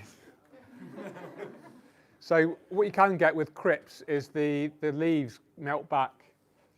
So to prevent this from happening, you can actually trim all the leaves off, and then you have a healthy rootstock here, which will just grow new leaves. But it looks really ugly in a new workshop tank, so I like to leave the leaves on there.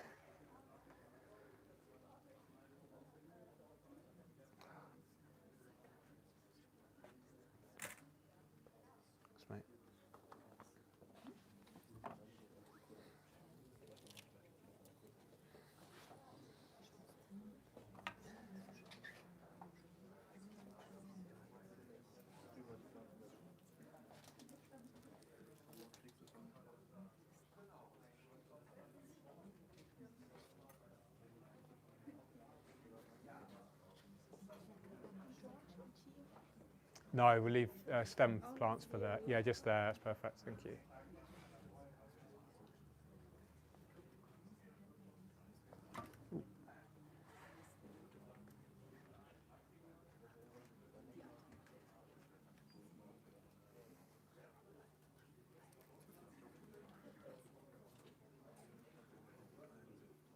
Raj, have you ever came across a plant called Schismatoglottis? Yes. Similar to crypts? What are your thoughts? Yeah, Schismatoglottis praioi. Yeah, it's beautiful. I used it in, we used it in the Hagenbeck giant tank, 28,000 litres. So there's a video on that. But yeah, it can be used as an epiphyte plant or into the substrate like a crypt, or an epiphyte plant like a nubius. It's actually quite similar leaf to a nubius. It's a bit more crinkled.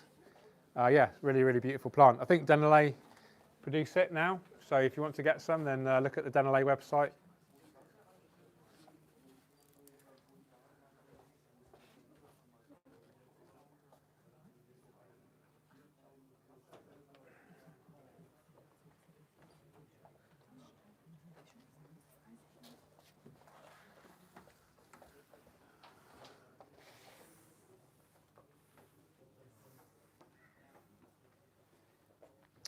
So we're nearly planted the mid-ground with the crypts. Next we're going to look at our stem plants.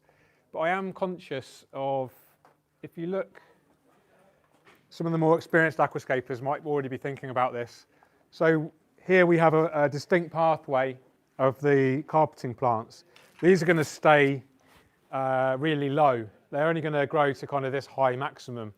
If we put our stem plants next to here, so that the idea is we'll have stem plants kind of going like this, like a V shape to accentuate the wood. So we have this really nice V, U shape, and we can trim the stem plants appropriately. But what can happen is if we have the stem plants right next to this short area here, it can just look a little bit too much of a contrast, not very natural. So I think it would be great to use another transitional plant here. Now I think we've used all the Staragini, but we do have some ranunculus left over, I think, and also some of the hydrocotyle. So if I mix that up around this area here and then plant the stem plants either side, I think that would look really good. So we have one more crypt to put in. Where you want to plant in the back here, which is completely shadowed. Is it, will it be shadowed here though? We'll get some light. Yeah, it'd be fine. Just put crypt. Got to be crypts. I was going to, yeah, it is quite shadowed, isn't it? We'll put some easy stem plants. The Rotala rotundifolia will grow there. It's no problem. It just won't turn red. Okay, there we go. That's all the crypts in there. Now it's time to plant the transitional plants. So the ranunculus.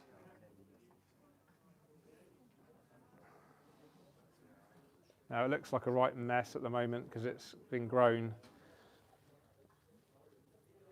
in tissue culture.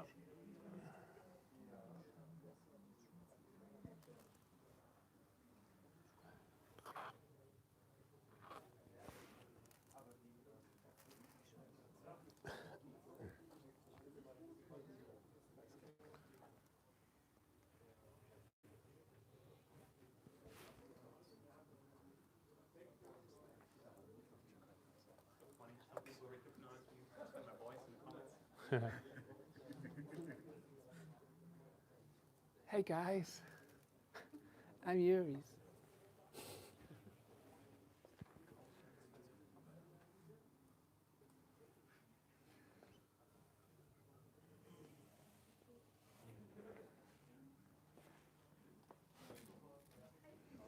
Do you want to check the battery?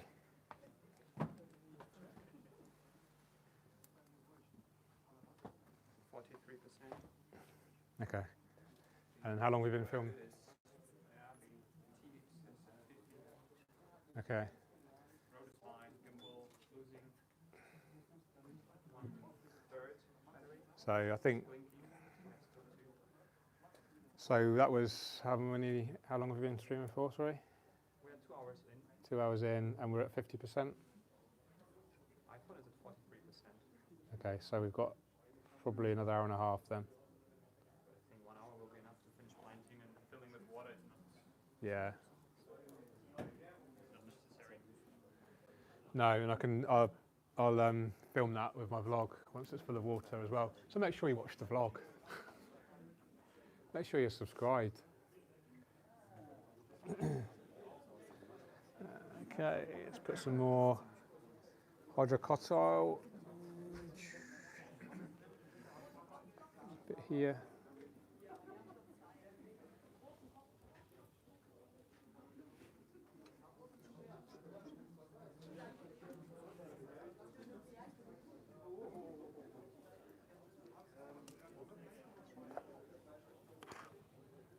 It's actually flowering, the hydrocotyl. Can you see the flowers? Tiny little flowers.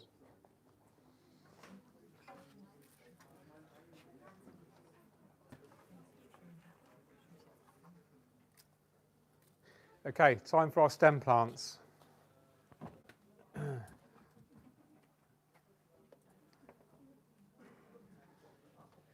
We'll start off with one of the easiest stem plants, Rotala rotundifolia. Fun fact, it's called rotundifolia because the leaves are round. Now it's been grown in its out of water state in the greenhouses right now. What will happen over the next few weeks or so, those leaves will make a transition from their kind of round leaf to a much more needle-like leaf, much thinner leaf. In good lighting, it will change colour as well. But actually, thanks mate. But actually, we have got quite a lot of shading here, so it's not going to change colour too much. George, would you like something to drink? Just have some water, please. That's a bitter.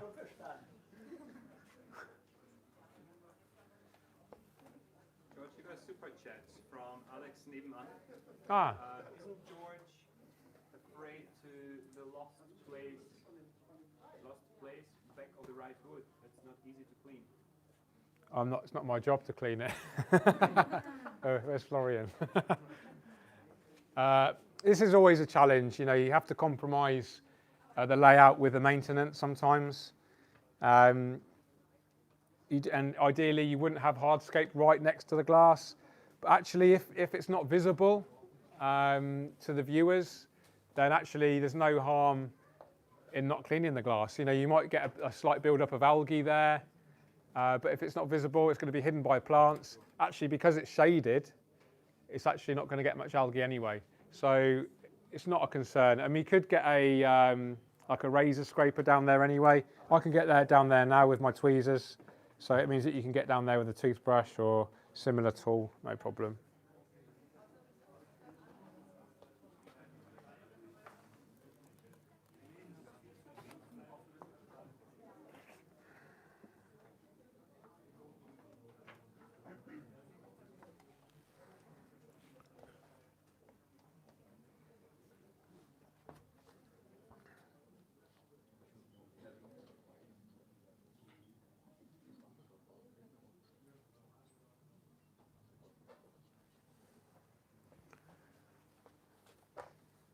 So the great thing about stem plants, these easy stem plants like this, is that they're very, very fast growing.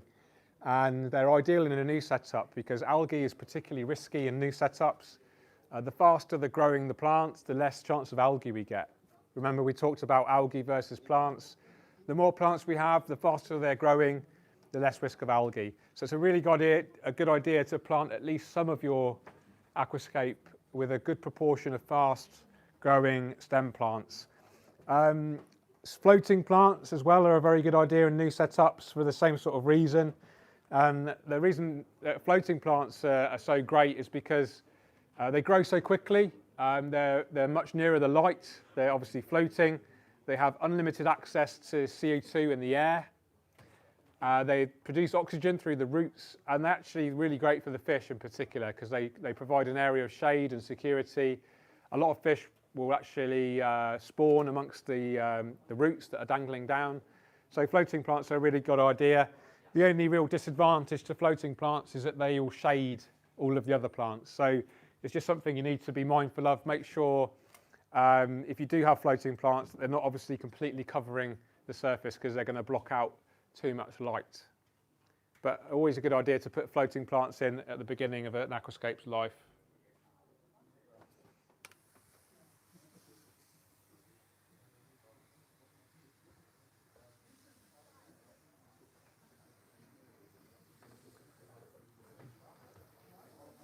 Someone in the chat has asked me about, or us, or you, however, has asked about the brand of the tank.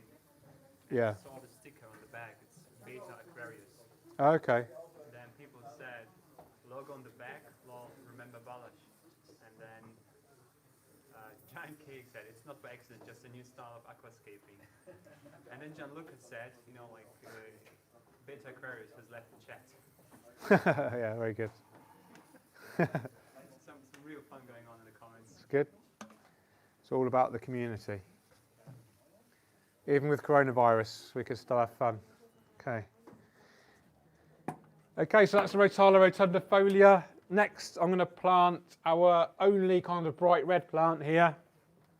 I like to use red plants, but in a special way. If you have too much red, it can kind of overwhelm the aquascape. So I just like to use accents if I do use red at all. So we've got Ludwigia palustris here. This is a really easy, fast-growing stem plant again. It'll actually potentially stay red, even in lower tech setups. You don't need CO2 to grow it, and you don't need it doesn't need highlighting, although to get the best kind of red coloration, you will benefit from more light and CO2.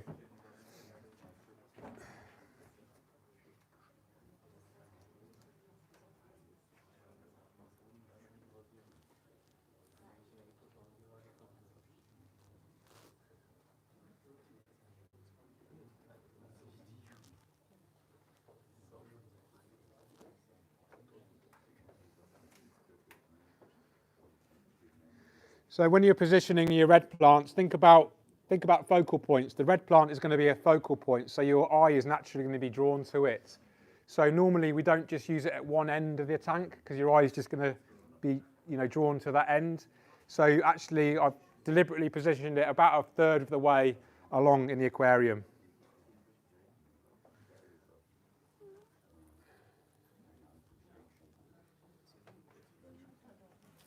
Okay, our last stem plant now, Rotala green. Very similar to Rotala rotundifolia, but it stays green. It's actually a very fast grower again, and in good light, it will actually start to. It doesn't just grow upwards; it kind of grows and then curls down forwards, which can look really great. But again, another fast-growing, easy stem plant, perfect for the beginning of a tank. If it gets too much kind of maintenance, trimming it back, you can always replace these fast-growing plants with slower-growing plants if you're getting a bit kind of fed up of trimming all the time. Crypts, I love crypts. If I wanted a crypt in the background here, I'd use something like Crispatula or Balansae. Other tall background plants, you can use Vallisneria, but this again is a very fast grower. Oh, coronavirus.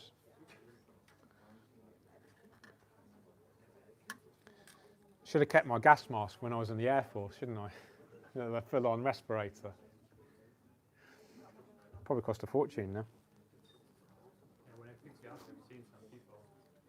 In the airport? At the airport, yeah, they look like astronauts wearing a Full-face respirator. with those Yeah. huge filters and gloves on their hands, like rubber gloves. They were looking like, I don't know, like colleagues that were they are.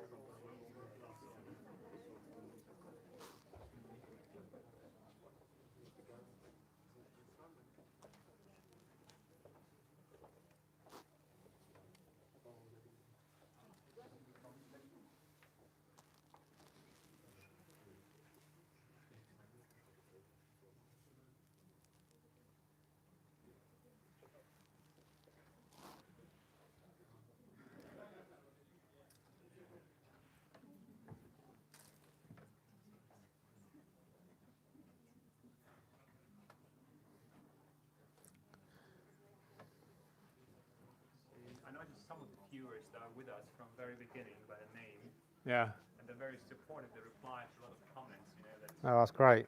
making my job easier. Yeah, thank you guys. Appreciate the support. Okay, nearly there. Is this your Coke? Is this yours? Thanks, mate.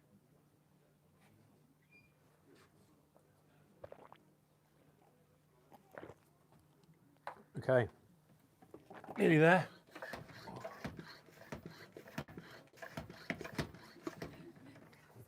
Whoa.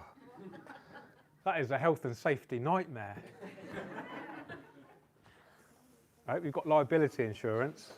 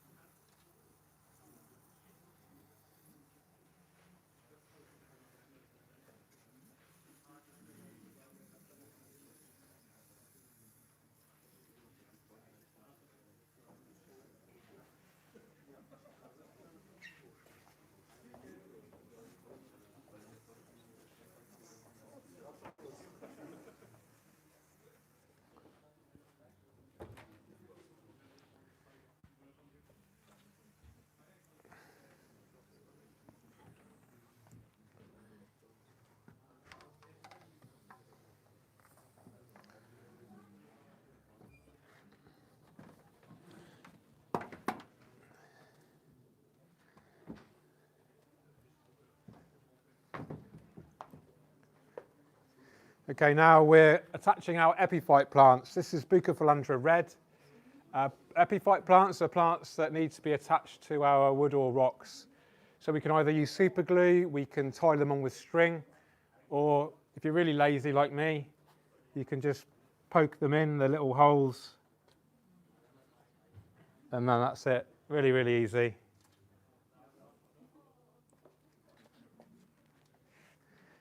So Bucophalandra, very interesting species. It's quite a new species to the hobby.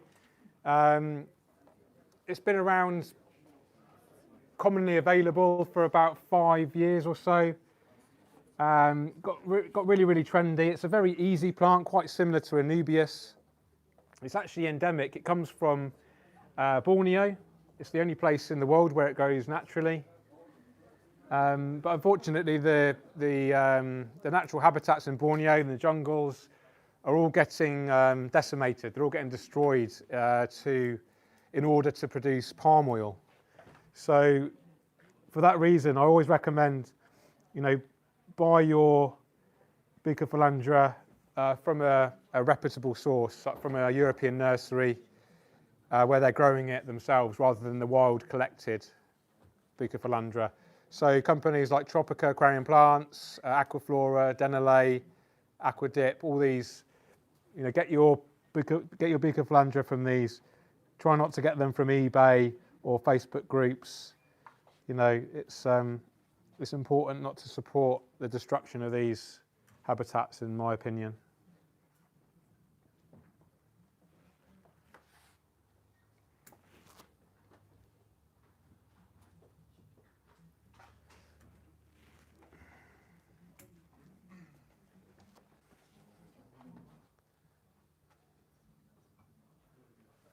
Probably put a fern up there, maybe. No, there, that's fine. We've got some more plants here, make sure.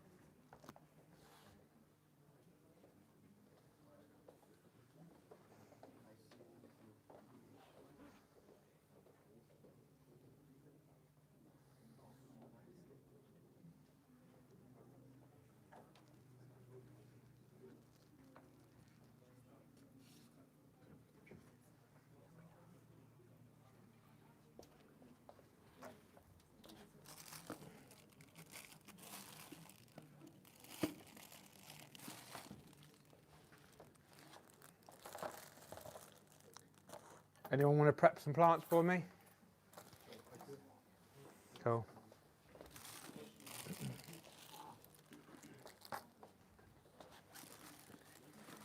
Okay. One of my favourite plants of all time, Java fern. Super easy. This is actually from Anubias, the company, Italian plant producer.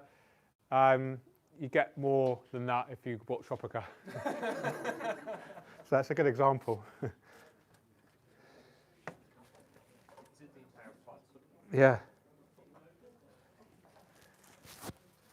So similar process. This one's a bit more to it. Java fern's brilliant because it's really easy. Doesn't need much light, doesn't need carbon dioxide injection. But actually, to get the most out of it, for it to really thrive and look healthy and compact, it does really well in highlighting and CO2 injection. So just because a plant can be grown without CO2 and highlight doesn't mean it will suffer if you do give them those things. So if you can, I always recommend CO2 injection. If you can, you will get the best results.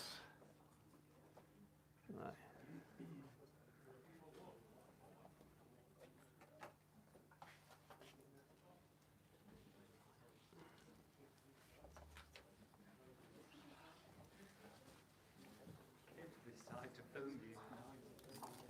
Sorry, mate.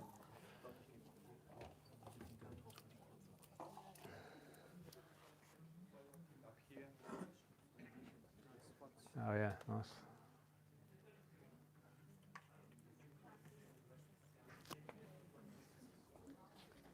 Ah, perfect. Thank you very much. Dankeschön.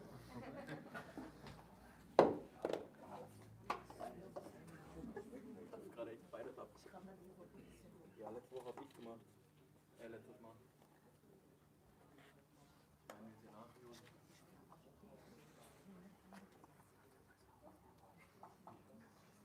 What is this now? Sorry, this is Anubias petite, a beautiful plant, and another epiphyte plant needs to be attached to the decor. Actually does really well in low lighting. Doesn't like too much light because it will get algae on it.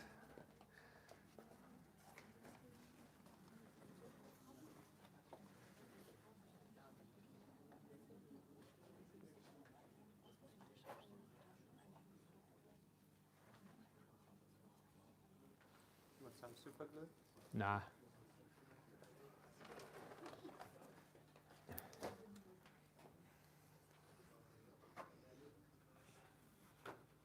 I'll put some ferns there actually.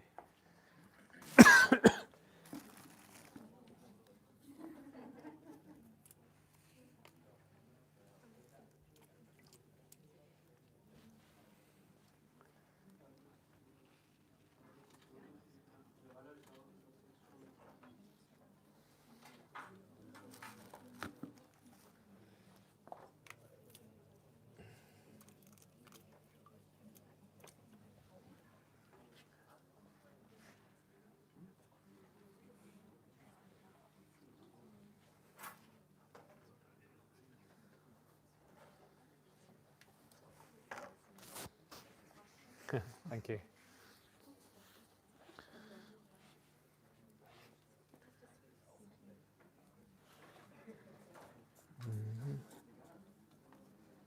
really like this branch on the left side, which is kind of freestanding. That's really nice depth to the layout because after that it goes down. Yeah. Yeah, that's good. More by luck than judgment. You listen to my advice. Yeah.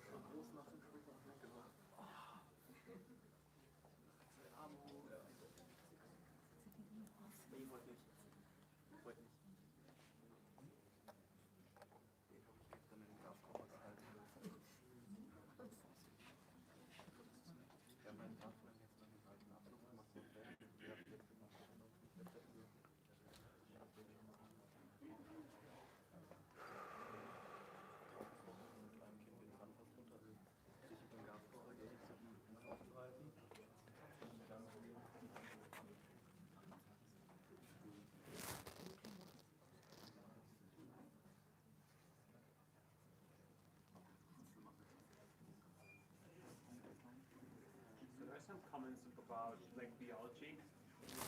What are your thoughts on this project? Algae. Yeah, black bee algae. I've said it a few times during the workshop, but basically if you focus on really good plant growth, good maintenance, then algae shouldn't be an issue. So plant really heavily from the start, make sure those plants are really healthy, look after those plants in the long term with good light, not too much light, good CO2 injection if you're using it, good circulation, good water changes, good filtration and circulation. Follow that up with regular maintenance, big water changes every week, and you should never get algae. Simple as that. Yeah? Are you using high biological filtration or? I use a lot of circulation, and actually I think the circulation is more important than the biological filtration in a planted aquarium, because the plants actually do the majority of the biological filtration. So plants will use ammonia. Ammonia is a nitrogen source. They actually prefer ammonia over nitrate. So actually by having a super efficient biological filter, you're potentially starving the plants from ammonia. so where they prefer to use their nitrogen from. So people get obsessed about having the best biological filtration that they can. Actually, you should get obsessed about growing the plants, because that is the best biological filter. Does that make sense? If you haven't got plants, if you've got a fish-only aquarium, then yeah, you need to get really good biological filtration because there's no plants to do it for you. But if you've learned anything today, it should be aquascaping is amazing, but also plants are amazing. The benefits of plants in an aquarium, they produce oxygen, they produce shelter and security for the fish, they take in harmful nutrients, they look beautiful. And, in my opinion, there's no reason why you shouldn't have, if you have an aquarium, if possible, make it planted, because they have so many benefits to any aquarium system. Yeah.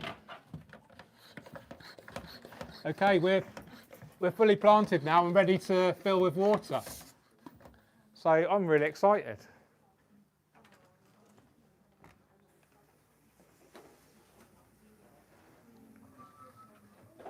Where does it look better, with the light forward or back? Middle?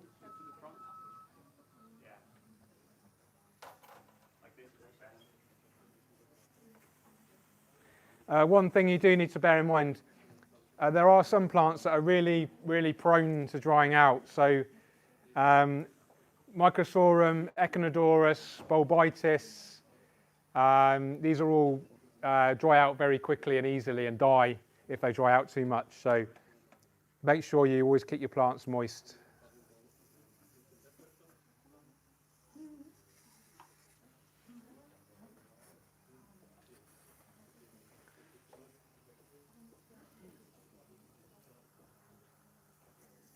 It looks like you're washing off the soil from the hardscape. Yeah. Say something about it. I'm just washing off the soil from the hardscape. Basically, it looks better, and also it will help prevent any clouding as well of the water. Hopefully, we'll be able to fill up quite slowly and steadily. Unfortunately, I didn't have enough room in my luggage for my red colander, which is very sad.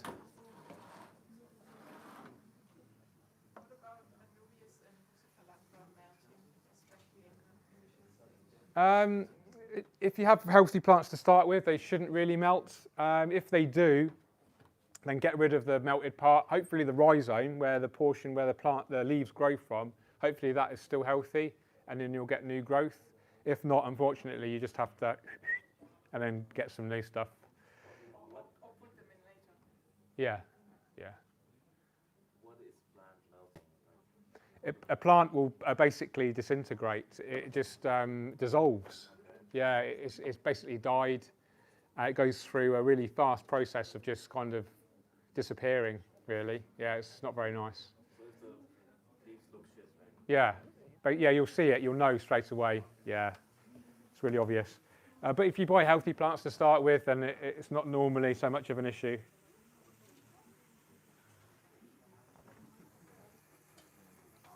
Everyone is really sad that you don't have a red colander with you. Oh, sorry. Oh, sorry.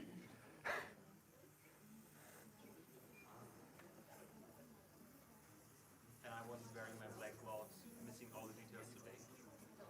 Yeah.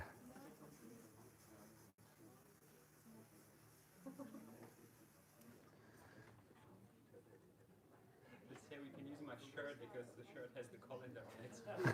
The waterproof shirt. Yeah. There's actually, if you like Yuri's t-shirt and you don't know the story, the red colander here is what I normally use when I'm filling all my aquariums with water. And these are available to buy from Scapers Lounge. So in all seriousness, we will be filling with water, and we'll have a talk at the end, but I want to thank everyone for watching and paying attention, and all the great questions, especially from you. Yeah. And all the helpers as well, especially you, madam. I really appreciate it. I hope you've learned something today. I've had great fun. Thanks so much to Yuri's. Sorry? Address the YouTube people. I'm going to do that at the end. Embarrassing. I'm a beginner. Yeah. So yeah, thanks for watching. We're gonna fill up in a minute, and it will take probably a good hour or so. So while we're doing that, we'll have a chat amongst ourselves. So thanks for watching. I'm going to say cheerio to the YouTube audience. Thanks so much for watching. I really appreciate it. Share the stream if you can. Hit the thumbs up. Keep on scaping. Take care. Cheerio.